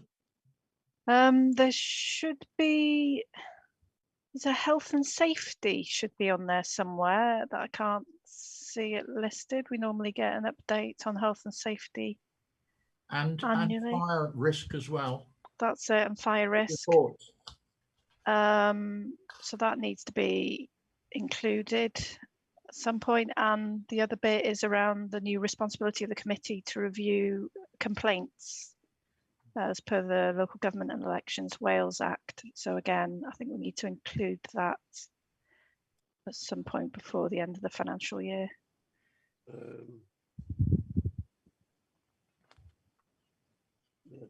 Can I suggest, Chair, that Democratic Services speak to Jerry Lappington about the most appropriate time for his health and safety report to come through. We can look back at when the last one was brought. And in terms of complaints, we can speak to the relevant officers, because they will have previously taken complaints reports to performance scrutiny. So we just need to make sure that we sort of dovetail that so that there's no duplication, and that Lisa's right, it's part of the terms of reference of this committee now. So we just need to speak to them to make sure that it's timed appropriately. Yeah, members happy with that? Yeah. Yeah. Thank you, Gary, for that. Is that it then? Yeah. You happy, Lisa? Yeah, I think the Democratic Services has populated the dates for future meetings now that they've been agreed. So yeah, there'll be a need to populate those with, you know, annual reports when they usually come in. So Yes, yeah, I'm sure Paul would mention that. So getting there first.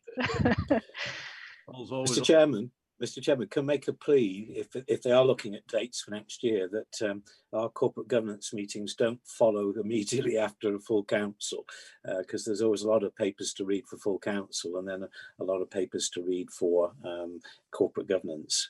So just a plea. And then can I also wish everybody a happy summer, and I hope that you all have a good break. Yeah. Thank you, Martin. Well, thank you, everybody, for today's meeting. It's been quite a long meeting. Thanks to our friends from Audit Wales. And again, won't get this sun lotion on. See you all again. Cheerio. Bye. Diolch yn fawr. Well.